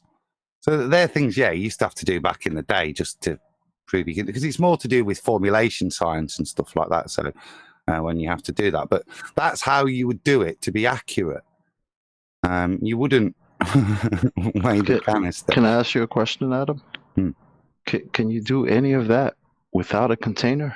No, because you need the container to measure the pressure. And the container will define your volume for you, won't it? Which you need in the calculation. Right. Makes sense to me. Without the container, there can be no pressure. Exactly. Apparently, Rumpus knows this because he said you don't need a container in one breath, and then in the next breath he says you need a vacuum chamber. You don't need a That's a container little to weird, contain the Rumpus. atmosphere because it's held in by the gravity. How many times? Atmosphere, atmo, air, sphere, your fundamentalist religious belief that you're trying to prove by begging the question of sphere-shaped air. So it's an oxymoron where you assume the air is sphere-shaped. Well, air takes the shape of its container. That's what gas air does. It doesn't take the shape of a sphere, as per your atmosphere oxymoron, where you assume the thing you're trying to prove by asserting that air is sphere-shaped. Atmo, air, sphere, your fundy belief you're begging the question of, mate. You're dealing with. If you're on the surface of the Earth, the gravity doesn't hold the gas in one. Why are you assuming gravity? Gravity doesn't do anything. It's not a force. George Musa, gravity is not a force. Well, that's what pulls you down in scales, Nathan. No, it doesn't. Really is level, Rumpus. Really is level. It's not a force, man. You're in cartoon land. Your man George Musa himself told you that. Yeah, same as Come Brian back Cox. to the really is level. Brian Cox, there isn't really a force still of gravity at all. So yeah, people are telling him he just doesn't like it because he needs to assert that gas go down, go boom, boom. It doesn't. Did he answer Adam's question as to describe what a spring was in relationship Tell us to... what your bathroom scales He said are it was measuring. conceptual. Tell us what force are your bathroom scales measuring when you get on them? What do you think that force might be? Where did that come from? Well, if I fart on them, will it measure the fart? If you did that sufficiently strongly, I mean, you're full of crap. You could certainly, you might have a chance of having that measured actually. And that measurement, would it stay there or would it dissipate with entropy? Would the scale stay the same weight? Well, if you're doing a gas, then obviously that's not constrained by any forces except gravity, and the gravity is not sufficient to keep it there, so that wouldn't be. The gravity's not sufficient to keep gas here. So even with gravity, the gas would fill the space. Wow. That's a bit of a turn-up, Rumpus. I didn't expect you to say that, so gravity won't keep gas here. I know you distracted me, but... I didn't distract you, I just listened to the words you just said. Gravity is insufficient to keep the gas here. End quote, the Rumpus. Question. I asked you a question and you didn't deflected. get distracted. You just snatched your own wig off. That's what you just did. You just declared, and I quote, gravity is insufficient to hold the gas here. Come on, Nathan. Be honest for once. I'll be honest. Quote, the Rumpus. Gravity is insufficient to hold the gas here. End quote, the Rumpus. Tell us. Oh, yeah, I won't keep it the... Stutter for me! I absolutely love it. That's right. I'll quote that a few more times on this show too. Quote, Rumpus. Gravity is insufficient to hold the gas here. Well, yeah, but they can go horizontally, Nathan. The gravity doesn't... Stutter for me! That's right, Rumpus. You messed up big time like every time. Nathan, tell us what you think those scales... Tell us what I think your quote was. Gravity is insufficient to hold the gas here. End quote. The Rumpus 2020. Yeah, it won't hold it to the surface of the Earth. No. It won't hold the gas to the surface of the Earth, no? Oh my God. Welcome to fake space. If the sky was a vacuum, the gas we breathe would fill the space. No one has ever said that, Nathan. I've just said it. I am Nathan Oakley, I am a flat earther, and I will quote Rumpus, who's here in defence of the globe. Gravity is insufficient to hold the gas here, end quote, the Rumpus, 2020. And now I will state, as me, a flat earther, Nathan Oakley, if the sky was a vacuum, the gas we breathe would fill the space. Your non-force of a gravity will not hold gas here. Nathan, what's the force that's being registered on bathroom scales? How about... Well, according to George Musa, not gravity, because George Musa, quote, gravity is not a force. Or Brian Cox, there isn't really a force of gravity at all. So whatever you think's holding the scale, some man-made device, that's nothing to do with unbonded gas, if you think it's gravity, take it up with George Musa and Prof. Brian Cox, who says there isn't really a force of gravity at all. End quote. Prof. Brian Cox. Deny what Musa said 30 seconds after that when he... What about Cox? What did he say 30 seconds after saying there isn't really a force of gravity at all? Well, Mr. First, then we'll deal with Brian Cox. No, we'll deal with Brian Cox. There isn't really a force of gravity at all. Brian Cox. You don't like it, do you? I've just... Don't like what? There isn't a force holding me to the scale of gravity. And according to you, even if there was, it's insufficient to hold gas here. And as per the second law of thermodynamics, if the sky was a vacuum, the gas we breathe would fill the space. Have to treat gravity as a force. You say you That's can because treat it's it as a not force. one, right? And I can treat my Lexus as a Lamborghini. It doesn't make it so. Quote, George Musa, gravity's not a force. Quote, Brian Cox, there isn't really a force of gravity at all. And according to you, quote, the rumpus, gravity is insufficient to hold the gas here. So who cares if there's a gravity? It's not holding gas here. Force of gravity, and Musa said you have to treat it as a force. You have to? So what, you take the demands of a man telling you it's not a force, that you have to reify it? Well, good dog. You can do whatever you're told. He says it's a force. Yeah, he says you're told. Do as you're told by Musa, who simultaneously tells you it's not a force, but then tells you how you can think about it. Yeah, that's what this is all about, the heliocentric deception. People telling you what to think. Doesn't matter what's real. And in this case, gravity's not a force, but he'll simultaneously tell you what to think. Well, you do what you're told. Me, I'll point out that it's not a force, as per Brian Cox and George Musa's own words, that you seem to want to ignore because he tells you what to think. You pathetic individual. The word gravity is like magnetism. It's an umbrella. Like magnetism, like the forces that are holding a brick together. No, it's not. Magnetism's magnetism, and intermolecular bonds are intermolecular bonds. Gases don't have them. They're not going down, go boom, boom. You're a clown. Treat it as a force. Treat it as a force? I can treat my Lexus as a Lamborghini. It doesn't make it so. The fact that a man telling you it's not a force and then simultaneously gaslights you and tells you to think of it as a force makes you a fool, deceived by these pseudoscientists. That'd be Musa, a clown pseudoscientist who doesn't have any scientific validity, but he can tell you how maths isn't a force, but you can think of it as a force, and all you'll ever do is precisely as you've been told. Told to think in a certain way, and you will, because you're a good, obedient citizen. So you'll do as you're told, as Musa tells you. And ignore the fact that what he's telling you to do is think of something as a force when he's told you it isn't. Good gaslighting, Musa. Good gaslighting. Satellite. We use the force of gravity as... It's not a force. You're a clown. All you keep doing is chanting your fundy belief in a force because someone told you to think of it as a force. Just telling us how obedient you are to Musa's request about how you think doesn't make it a force, clown. Quote George Musa, gravity is not a force. It is a force. Yeah, your fundy chanting's not going to change that it isn't, despite you being told to think of it as one. Just shows how obedient you are to the masters who tell you it's not a force. So the fact that you can abide by their double-speak nonsense just means you're obedient. You will think of it precisely how George Musa tells you to think of it, even though he's told you it's not a force. But you'll think of it as one because that's what he's instructed you to do. Not do, think. So you think of it all you like. Doesn't change the fact that it's not a force. Space. 4D Ramonian space reduces to Newtonian... Oh, who cares? Change of subject. Who cares? Gravity's not a force. Even if it was, according to you, it's not sufficient to hold gas here. Therefore, the sky is not a vacuum. Outer space is fake. They're pumping millions and millions of dollars into a fake place to provide clowns like you with pictures so you can assert that you've got sphere-shaped air by way of a picture from a fake place that stands in violation of natural law. Gas expands in all directions. It doesn't go down with a non-force force that you can think of as a force, as instructed by George Musa. It expands in all directions. Even if it was a force that you're thinking it as, according to you, it's insufficient to hold gas here. Therefore, the sky is not a vacuum. Therefore, outer space is fake. Therefore, we don't have outer space. All pictures from there are fake.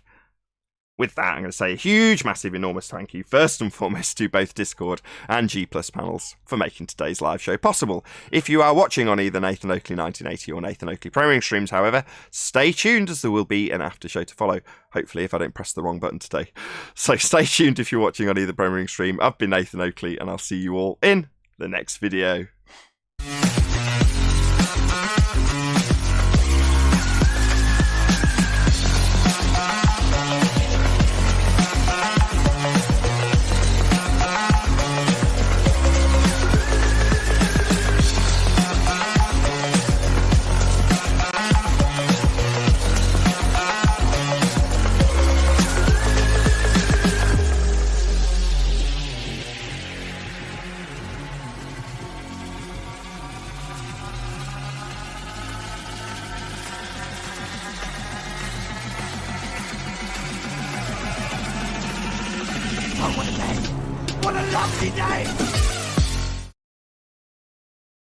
Isn't strong enough to keep the gas pressure control. That's profound, man. Did you hear? Very far. Natural laws don't exist. You just made that up. A late Christmas gift from the Rumpus, wasn't it? Really fun. Yeah, priceless. I think Brian said he had this conversation with Rumpus last night, and he stormed off to bed mad. So he's carried it over to the show today. Thanks. Why is he mad? He's the one who keeps telling us you need a balloon and a vacuum chamber to weigh this gas. Well, you caught him there, Chocolate, because at one time... Are you mad at us?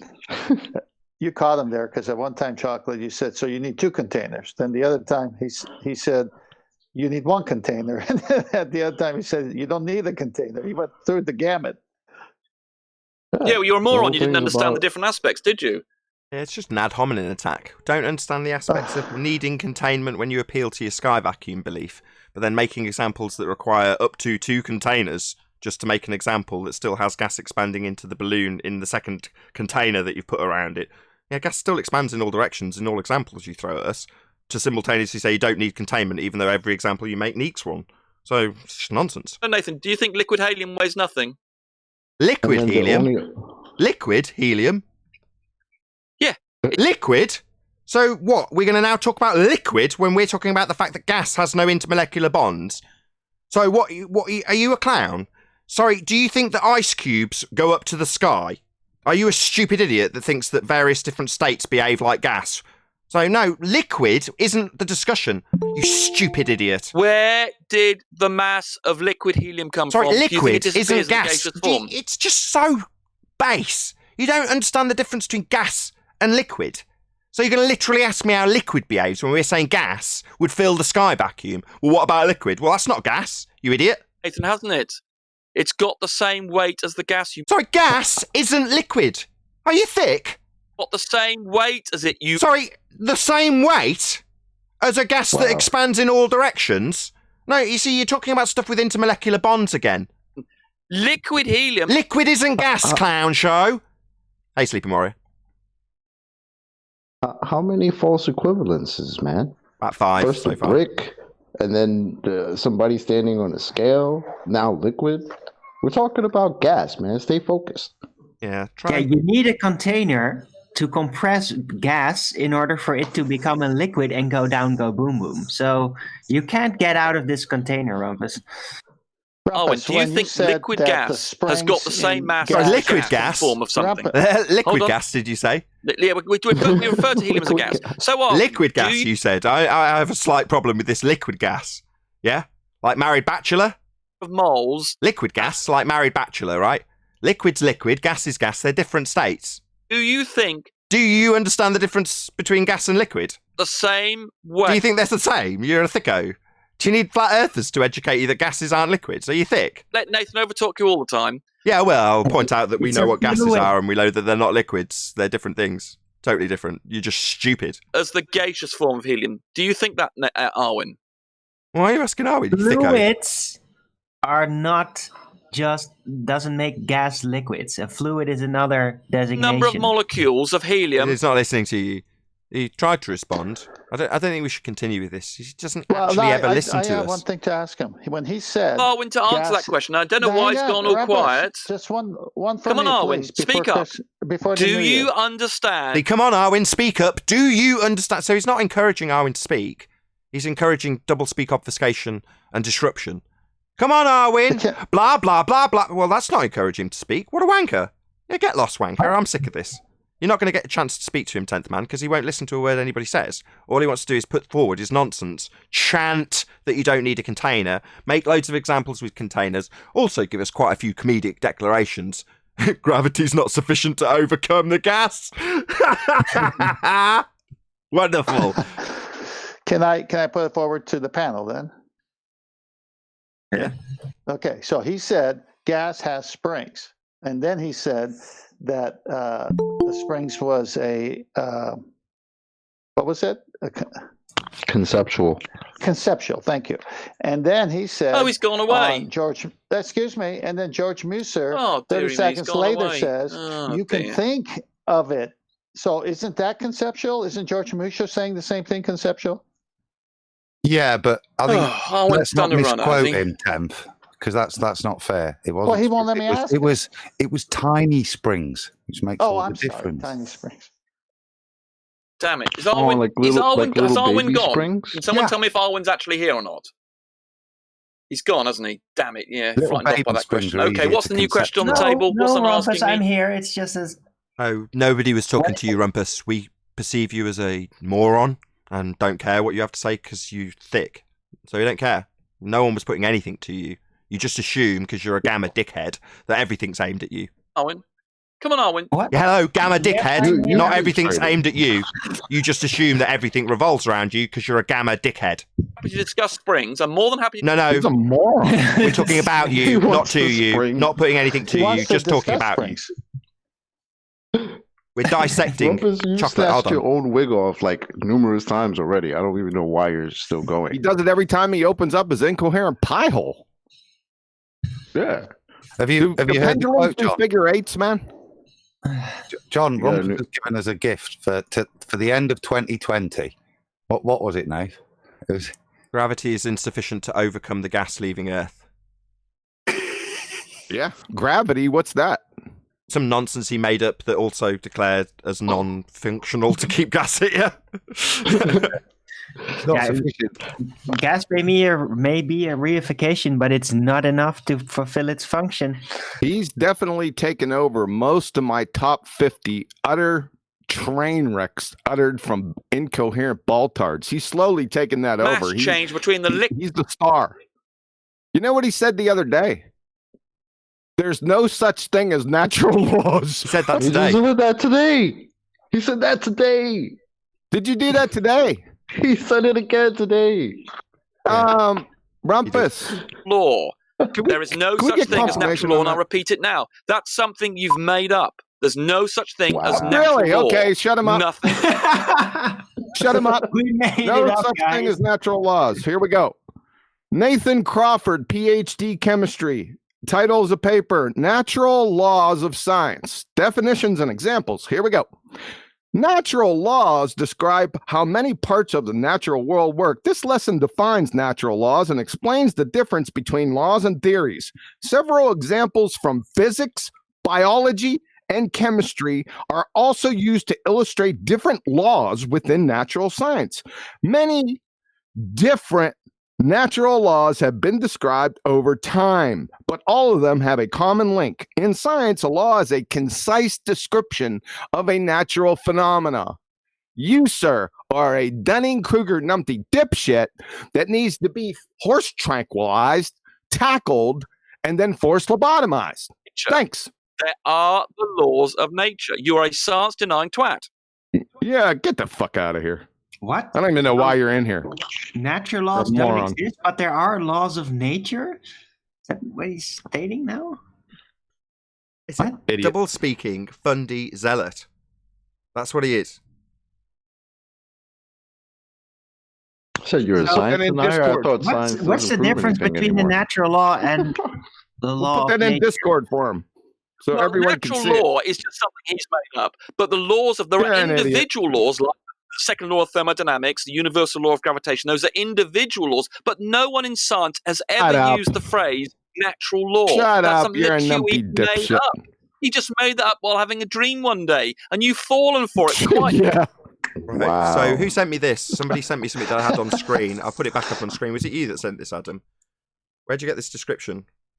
I Natural law. just pulled it off the internet. I thought it was quite nice with the comparison with man's law. Do you want me to share screen again? Or? And I've got it up anyway. I put it up from Skype. Yeah, I just thought it was. 'Cause obviously, we know what it is, but it's kind of understanding the difference of what it is with relation to a man's laws. It's things that relate to now. I'm just confused. It's just denying. You are. Oh, you're very confused. You don't seem to understand that you can wear gas by weighing a doesn't container apply full to of the gas and earth. subtracting the weight of And the now container. natural laws The are fact just you don't made up in a dream. Yeah. basically his model doesn't Wow. adhere to natural law, and there's a second law of thermodynamics violation in the form of a sky vacuum. So when it suits him, he'll deny natural law. It's not a lateral law, and B, you don't understand that entropy is not a force. It can't overcome forces, and there's a gravitational force there that's keeping it there, and entropy cannot overcome that. What, the same gravitational force you said can't overcome entropy? That one? Yeah, entropy has nothing to do with gravitational forces. Forces do what they do, and then entropy decides how those Force things that's that are not a force subjected that to those George Musa gravitational told you to forces think of as a behave. force that you said yourself can't overcome entropy? That one? Hey, hang on, he just said entropy decides. Hold on, you've got confused. You misquoted me. Let's try again. For entropy, there are forces, like the things are forces holding a brick together, and entropy cannot overcome forces. It tells you what happens to things. Like the things holding a brick together. So I covered this earlier. The forces holding a brick together are intermolecular forces. And when we got to this stage last time, I pointed out that there are no intermolecular forces holding gas. But you're saying that gravity's like the forces that the gas doesn't have. I didn't understand that at all. Yeah, well then get lost. If you're so stupid that you don't know the difference between intermolecular bonds and intramolecular bonds, that you've obviously already argued here multiple times, then you're a lying fundy sack of garbage. Get lost. What a liar. Just lying to the audience. Absolutely, absolutely without question he understands this stuff. Just lying. Yeah, holding not 2 positions simultaneously, but 4. No, he doesn't understand this stuff. No, he doesn't understand this. No, he doesn't. No. You're giving him too much credit. I think you're listening to Arwen too much. This Rumpus character, he's as dumb as a bag of hammers. Excuse me? He's opened up a physics glossary in 1956, and he just throws these terms out. He has no idea what they mean. He may have taken a math course. He may have taken like algebra 2, but that's about it. This guy, he needs to be institutionalized. If you don't think that, you need to be institutionalized. Maybe he's calling from there. But he also said Maybe he's calling from there. That's where he's calling from. He also said the other day, science is all about measuring numbers. Yep. Yeah. He's in the baller safe house one at a time. He said pendulums go around in a figure 8. Air is not the atmosphere. The second law doesn't apply to the earth. The second law isn't the entropy law. Do I need to go on? Yeah, there's one more. Nathan made up the natural law. So Nathan is in all the books.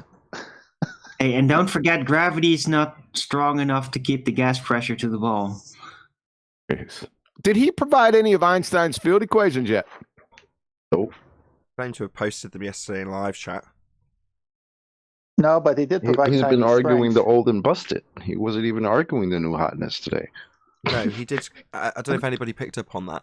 Did anybody pick it up a Discord live stream yesterday? So he said that he'd posted a description of how one could be divided into the other or reduced into the other. So pseudo-Riemannian 4 space into Euclidean 3 space. And then Adam was like, no, we want to see the maths of it actually happening, not a description of how it would happen. But did anybody actually see what he posted? No. But it can't. It can't be actual math. Can you bring him back and have him do it? Well, can I just ask, why do we keep letting him get away with saying gravity's a force? I know it was pummeled a little bit, but we need to pummel that more. Go on then. Because there's so much more nonsense that he can spout. Well, go on. I think he got Hold on, I I take the he got hint. away with it. Hold on, everyone. Hello. It's all based on gravity. Go on, Anthony. It's all based on gravity. Take that away, and then he's got fuck all left. Yeah, I think he got pummeled. He did. No one let him get away with it. He just went to 4 different positions on the one that got taken away from him. It made him I don't know. fool of himself. If Anthony says that gravity wasn't pummeled enough, I'm inclined to believe him and ask for advice in that regard. So, yeah, if you're saying one aspect wasn't pummeled All enough, right, well, Anthony, feel free. I'm sorry, but I took notes, and on my notes, Rumpus, and you said gravity is not a force. I think what we need to do, is we need to No. We need to There's put no chocolate need. back into it. We need to put chocolate back into his rank order. So the minute the word gravity is said, you just need to say in the background, just whisper it the way you mumble it the way you do. Just say, "What's gravity?" And then that should trigger everybody else to say, "We need a definition, guys." Yeah, but we don't even need to do that at this point concerning the flat Earth versus the globe, because he already took away the only necessity for gravity to be a force in the first place. He already took that away from himself by declaring that as a force, it cannot fulfill the function why it needs to be a force in the first place. So There's 14 citations. There's 14 citations saying that gravity's not a force inside Discord. He's seen them. Yeah, real but quick, he admitted, John. Anthony. Yep. He Real admitted- quick, I just Go ahead. put what Rumpus shared, I guess, was his response. I put that in Master B. Oh, thank you, Chocolate. You're a star. Yeah. Oh, excellent. I'm glad that got addressed. Thank you very much, Chocolate. I don't want Anthony's point to get lost. So, what you're saying, Anthony, is more specifically clarify or get them to clarify what gravity actually is in the first instance. Get it defined, is what you're saying, right? Just get Chocolate to mumble that quiet mumbling that he does in the background. What's gravity? And then that should, because ultimately, even though he conceded that gravity won't be enough to stop the farts, in isolation in this argument, yeah, he loses the point. But gravity not being a force kills so many other things as well. And the more we say it, the more preachy and dogmatic it sounds, the better it sounds because it's true. This is classic. Oh, we all have a look at it now. Okay. What's classic, Adam? Oh, sorry, Tony. You want me to read it? Zoom in a bit. How do you do that? Oh, there. There you go. Yeah, Abstract. In this paper, we shall briefly explore general relativity, the branch of physics concerned with space-time and gravity. The theory of general relativity states that gravity is the manifestation of the curvature of space-time. So before we study the physics of relativity, we will need to discuss some necessary geometry. We will conclude by seeing how relativistic gravity reduces to Newtonian gravity when considering slow-moving particles in weak, unchanging gravitational fields. Unchanging gravitational fields. That must be the document that Fight the Flat Earth refers to, because it's all these key words, isn't it? It's reduces, though. We will conclude by seeing how. How does it reduce when it has to change geometry from 4-dimensional to 3-dimensional? How does it reduce? Well, you're going to have to read it and find out. Why are we reading his elephant hurling fallacy? He said he can do it. Get him on here.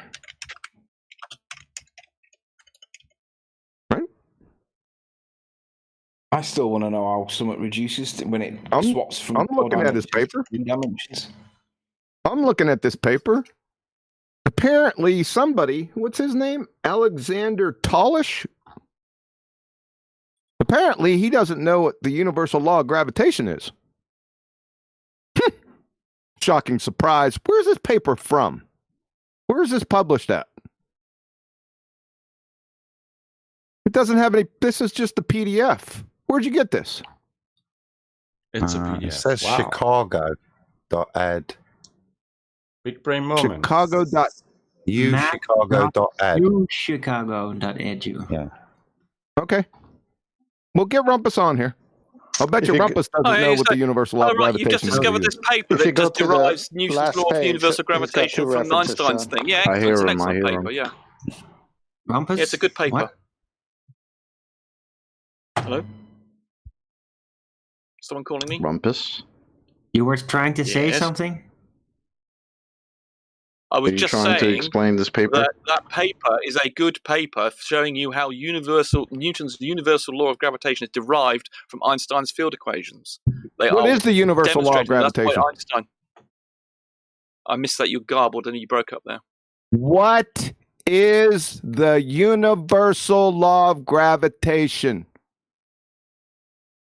I thought you knew this, but okay. F is equal. The force acting on between two bodies is equal to G, the universal gravitational constant, times the two Not masses wrong. divided by the distance between them Incorrect. squared. Incorrect. That is correct. No, it isn't. That's correct. No, it's not correct. There's no big G in the Principia. None. Zero. I didn't say it was. The universal law of gravitation, as we understand it now, has a big G in it. If you go and look up the universal That's not Newton's law, then, you numpty dipshit. Who found Big what G? The universal law of gravitation is. Who found Big G? He's not listening. He's not listening. He's been defeated. So non-stop cowardly interruption from now on. No, it's as I described it. He's wrong. Rumpus, Just can I because ask you a Newton question? didn't put the G in there, we understand it now. What we call the universal law of gravitation is as I described it. Rumpus, Yeah, can I but ask you you a just said quick the question? gravitational constant was in You the can- universal law of gravitation. It's not in there. The Where did Big universal law G of come gravitation from? in the current scientific literature is as I described it. Yes, Anthony. Why do you keep No, referring it's to not. gravity? Where'd Big G come from? Where did it come from? Well, Newton knew it was there. He knew there was a constant involved, and obviously Nope. Cavendish then measured Nope. value indirectly. And You're obviously, and then Wrong. the symbol Why are you keeping Cavendish talking? didn't You're measure wrong. G. You're wrong. Boyce is the one who actually gave it the label Big G, but that doesn't mean to say it didn't exist. It certainly existed in Newton's mind, and it certainly had, and Cavendish effectively gave it a value. He just It did. existed so you know what things exist in dead people's minds. What are you, fucking To do what necromancer? Cavendish did, he went through the process of evaluating the value of G in effect. Cavendish didn't find Big G either. Pull it out of the Cavendish paper. He did, He yes, just but he assumed effectively read these used the value. papers. For it. He didn't give it a name. He didn't call it a constant, but he had to didn't work give out it its a value name. indirectly in his He calculations. assumed it Because you're within his setup. understand that's what he Pull did. it out I of mean, these I know papers. you're You've stupid. never You read don't Cavendish, have understand. you? That's what happened. And if you read any literature, That's they will what tell you that happened. That's what happened. Who He came came up up with with Big Big But G, you haven't read the but literature. he didn't name it that in his paper. So you're just saying that that's what it is. In Yeah. effect, he did. It's just that he didn't put a value. He didn't have a little bit in the Pull paper it saying out. G is equal Citation, to, or please. he didn't have a little sentence saying Citation, please. the constant for the You've the never read constant his between the paper. attraction is this. He didn't write that down. Agreed, but nonetheless, he ended up with it. You can use He his. didn't write it down. So how do you know? So you It are existed in divining. his Hold on, mind. chocolate. Hold on. So you How are do you know actually, if he didn't guys. met Hello, Newton hello, in a hello, dream, guys. hello. He met Newton in a My dream. God, how many times? So you are divining a dead man's thoughts, then, Rumpus? You know, you can see it in his text. Show it. In one that he his didn't write text, the down? calculations effectively use the VIP value of Big G. And anybody who's Sure. analysed, you look at any Post it. analysis of the paper he did, they will Post tell you it. that's Shut the what he fuck did. up and I'm sorry, Nathan. Shut up and post it. Well, I don't have it at hand at the moment, but I've read several analyses of it which demonstrate this. You haven't read his I can't- paper. What's the title of the paper? Is it measuring the density of the Earth or something? I can't remember the name of it fully. Yeah, it's density Earth. He didn't find M either. M or Big G. How do you find the density without M or V? Can you tell us how you pull that He, trick? he effectively found the mass of the Earth. He I've- I've- effectively. I've- what does effectively No, I don't believe that. mean? Without I M don't believe or he didn't V. find the mass of the Earth. That must be in Effective. there. Without Didn't we do M this or before? V. Doesn't effective sort of mean like fictitious, Rumpus? Didn't we do this already? Fictitious? I don't believe what Or you just said. effective? I think he must I- have put It the sounds value like of you the don't mass know of the what Earth you're in there. saying. Effectively, adverb in such a manner as to achieve a desired result. Because the way he would have done it, he would have worked out the mass of the Earth from the Cavendish The way experiment, he and would then have. he knew the volume of I the thought Earth, he and did therefore it. he Now went. he The would've. way he would have. So you are actually divining a dead man's thoughts, then. No, it's in the it'll be in the paper. Show us. Well, you say he didn't write it down. Oh, well, No, he actually said it How will can be he in be- the paper. Yeah, you told us he did not write it down. later date, I will go and get them. I've actually got it on my computer, but I'd have to go and read through the bit where and see. Okay, But one I was last in the middle question, of Rumpus. Anthony's asking Sorry, me I've a just got one last question. Well, I question, don't- if you can tolerate it, coward. You said he didn't write it down. So what are you going to be getting? Oh, Given that he- I'm convinced, although I don't know this for an absolute fact, I'm convinced it will say the mass of the Earth will be in that paper. Big G. No, it's not. It will be in the paper that he will write. Oh, it's not. Guys, He I've got just to... made a claim. So that why did you claim... inside I don't understand. Why would you say he didn't write it down if you're now saying you're pretty sure he did? Why would you say Did you hear him say... You're not listening to me. Coward. We've got a contradiction. You're saying specifically he didn't write it down, but now you're telling us you think he pretty much did. he say? No, did you hear? No, I didn't say that. Did you hear QE make the claim that I heard you claim that he didn't write it down, and now you're telling me that you're pretty sure if you look hard enough, you'll find he's written it down. claim that the mass of the Earth was not in that paper? Big G. Here we go from Laurent Hodges, Department of Physics and Astronomy, Iowa State University. Cavendish's paper did not disappoint me in this respect. There are 3 major surprises awaiting me. First, Cavendish did not determine either G or M. You clown. You're finished. Was that so? You supporting your position, QE? Are you saying it again? Sorry, Laurent you claim Hodges, he didn't Department make of Physics and Astronomy, Iowa State University. You're a dipshit. You never read the paper. You have no idea what you speak of. None. Zero. Are you You're a dipshit. repeating the claim You're that the making mass shit of the up. Earth does not appear in the Cavendish paper? Cavendish did not determine either G or M. Big G. Or Are you M. repeating? Where did Big G Are come you from, repeating the Rumpus? claim that the mass of the Earth doesn't appear in his paper? What did I just fucking tell Are you? you repeating the claim? You are What did I just tell you, numpty You dipshit? also made a claim that You're the a mass of the fucking Earth loser. doesn't appear in his Loser. paper, and I You're want done. you to repeat Good night. that claim now. Shut up. See, you're not prepared to, are you? See, you're backtracking, you First, little wanker. Cavendish did. Yeah, I'm backing up. Cavendish did not determine either G or M. How is that backing up, you dipshit? Yeah, it isn't. Wankers like. No, it's just ad hom attacks now. Yeah, Lost. he's an badly. idiot.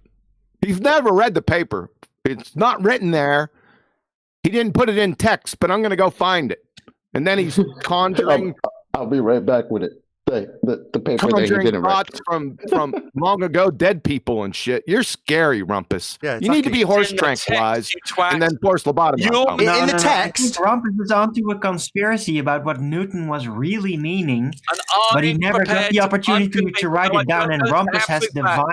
that it's incredibly probable that it does, and you're making the claim it doesn't. So we can verify this by looking at the text. What, that he didn't write down? And you're not, That he didn't write and down? you're not prepared. That he to- didn't write down. Well, Maybe it's- constantly ignore me, Fundy mute the response, maybe talk constantly and indefinitely. You stated quite specifically that he didn't write it down earlier. It's in his paper.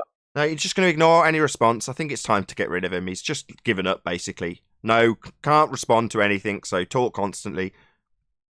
Go on, make the claim again. Assert the claim again. Go on. Your claim was that he didn't write it down. No, I never said that. You. No, you didn't say that in a high-pitched voice. Kid Rumpus. Liar. It's time for him to be Rumpus, gotten rid we of. I heard think you. he's just become a liar. And I repeated you, Rumpus. You're either stupid, not And understand. then And now a after string of that, ad you homs. said you're gonna go get it in the text. What? The shit you just said that he didn't write? You're trying to protect fuck? QE from what he said now. No, more ad homs. You told us he didn't write it down, and then you've later gone on to say if I look hard enough, I'm pretty sure I'll find something he's written down. Because it'll be there in the text, implying he has written it down. So we've got a blatant contradiction. We want to hear QE make the claim. No, we want you to justify your contradiction, stating specifically, well, he didn't write it down. And we said, well, so you're divining a dead man's thoughts then? Later to go on, well, I'm pretty sure if I go and have a look, it'll be in the text. Well, that's a contradiction, you idiot. Mass of the Earth doesn't appear in that paper. And even though I don't know myself for a fact, I'm prepared to believe, I'm convinced it would be in there, and QE isn't prepared now to... Oh, so you're prepared to be convinced and believe that it is in there when you've told us it's not written down. So you're a double-speaking, contradictory Fundy who's going to convince himself of a belief of something he doesn't know. Wow. That's what you've got to do, Fundies. You've got to convince yourself of something you say isn't written down might be there if you went and look for it. You'll convince yourself so you can have a belief. Wow. Yeah, that's a hell of a thing to say, Rumpus. He's made a mess, and he's not prepared to repeat his claim that he made. You made a claim. He hadn't written it down. Now you're saying you're pretty sure it's in the text. There's a glaring contradiction, and all you can do is throw projection back at us that somehow we've messed things up. No, Fundy. Gas doesn't go down, go boom, boom. Gravity's not a force. You haven't got big G in the Principia. Principia? What do you reckon? That's right. That's correct. Should we have But Rumpus anything settle else this besides first, the error John? that QE made? We can all see this case, and even your most Stutter for us, you abject moron! laughing. Yeah, I'm laughing so He's much all by here. himself. You're not laughing, you're stuttering. That's what you're doing, stuttering Fundy. Even your most prominent advocate will realise what you're doing here. They're trying to Rumpus, cover his where did arse. Big I'm G come laughing from? about it. It's difficult to speak through laughing. Oh my god. So let's Rumpus. highlight what's happened again. You said, I'm certain he didn't write it down. When we were asking you about where he's got Big G, when it's CV Boys, something you haven't answered. Well, the fact that you don't know this stuff demonstrates admirably you haven't read any of these papers, as QE has claimed correctly. You've not addressed any of this stuff. All you've done is alarm obfuscation, Fundy muting, and then projection. The fact that you're trying to censor every word we say, and we haven't overcome for that, doesn't mean you're going to get to play your game of cry foul. Yeah? Sod right off. You've contradicted yourself, and we've just caught you. And then you stutter like a Fundy who's been caught in a lie. That paper, and he's going to keep on trying to change the subject from that until, I don't know, the time runs out. It's highly amusing. Yeah, that's projection. That's what he's doing. Who are you even talking to, Rumpus? I have no idea. To the audience in his head. They're Don't you not. know? I mean, even Arwin here in a realises what dream. you're doing. Even Redman, even Sinclair, even Law, even George, even Flat Owl, all of them, they all you giving realise what you're shout-outs doing. now? And you think they don't know that. They do. They What are you see doing? you're trying to cover Shout-outs. And you try Is to he change the just subject, which his is all own show on his own now? Yeah, Rumpus, are you running a show right now? He's appealing. He's appealing. He's putting a hand out. He's drowning. He's appealing. Nathan and Master B, it has that paper screenshotted where Laurent Hodges from Iowa State makes that claim. Go ahead. You can post it if you want. The screenshot, so you're good. Yeah, I've got it up now. I've got it up for the audience, not for you guys. Sorry. It's a bit small, but... Rumpus says... hold on, 10th. Just want to read out the bits that are underlined and circled, please, Quantum Eraser. Yes, this is from the Reverend John Michelle Cavendish. Laurent Hodges, Department of Physics and Astronomy, Iowa State University. If you scroll down to the big red circle down here under the summary that he gives, Cavendish's paper did not disappoint me in this respect. There were 3 major surprises awaiting me. First, Cavendish did not determine either G or M. How did he? And then it says he determined the average density of the Earth. Average density. Okay. How can you, if density equals mass over volume, how can you find density without M? And he didn't have V either, but we don't need to go there. Determined M. He must have indirectly determined M. He must have done to do that calculation about density. He must have done. What? Let's go and look at. Oh, okay. I'll go and look at this paper. Dig it out wherever I've got it. Go and look at the paper. How do you find density without M or V? You can't. But he did then. Well, he did it. He must have used the mass of the Earth.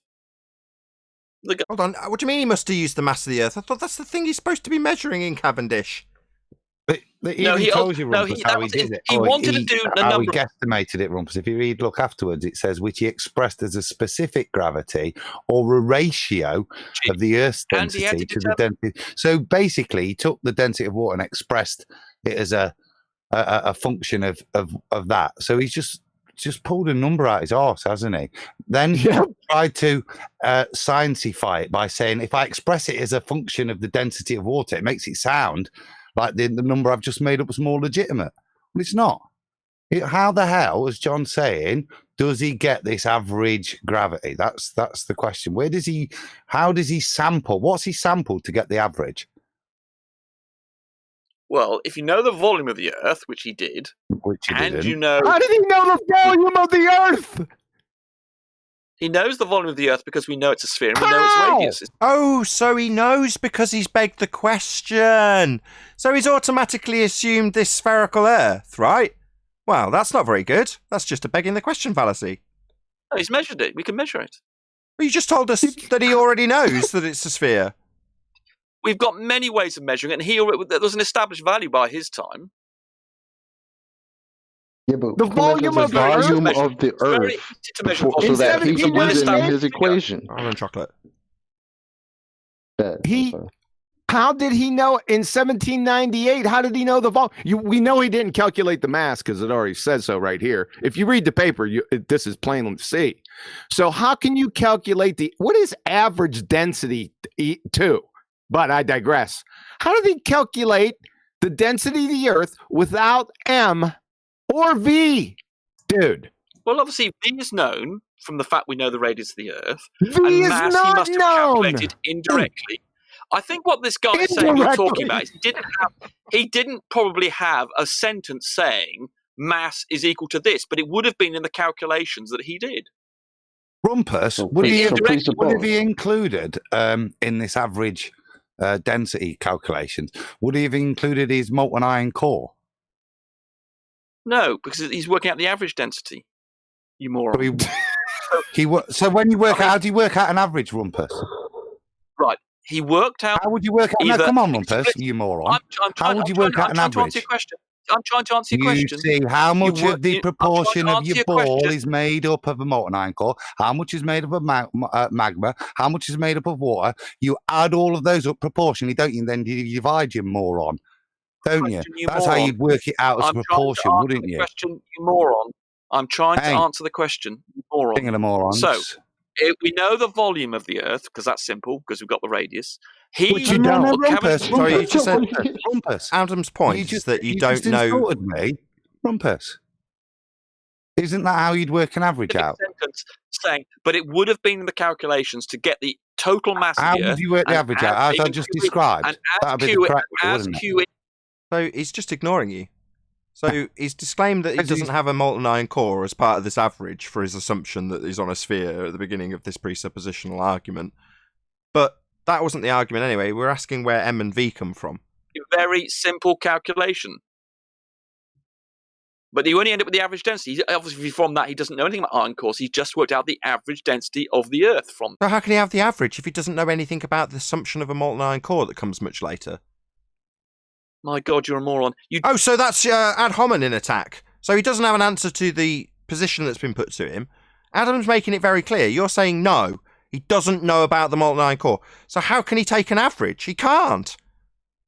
Simple as that. Oh, Nathan, there's another peccadillo right above the circled one where he didn't find big G or M.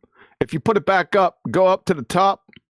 It said, however, his experiment is often referred to as having weighed the Earth because from the knowledge of R, the Earth's radius. You're stupid.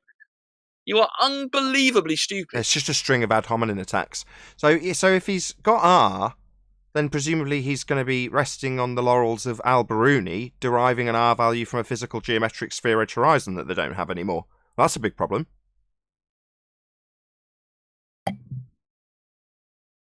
Rumpus. And that gives you the average value. Then, I mean, did you ever go to school? I mean, I wonder sometimes. That's another ad hominem. Well, at school we learn how averages worked. Your voice got real high just then. Pure projection. Oh That God, was. I mean, how you either forgotten what you've learned or you never learned it. One of the way or the other. Son, I dispatched you in 2016, the first week I was out here. Why are you still here? Good question. I don't want to dare to speculate. Go on, Chocolate, you can have the last word. No, give it to me. Oh, was that you? Yeah, go ahead. Yeah, I'll take it. Rumpus, who says that we then go to school, says, I don't know myself for a fact, but I'm convinced it's there. I convinced myself that it's there. Convinced myself of the belief that it's there. That thing I said wasn't written down that is probably in the text because I believe it's there. Very convincing to anybody watching. With that, I'm going to say a huge, massive, enormous thank you first and foremost to both Discord and G Plus Panels for making today's after show possible. Of course, a massive thank you to all of you in either Nathan Oakley 1980 or Nathan Oakley Premiering Streams for hopefully smashing the super chat, liking, commenting, sharing, subscribing, and all that good stuff. Be sure to check out nathanoakley.com and the Flat Earth Debate Forum to keep up to date with the community debate. I've been Nathan Oakley, and I'll see you all in the next video.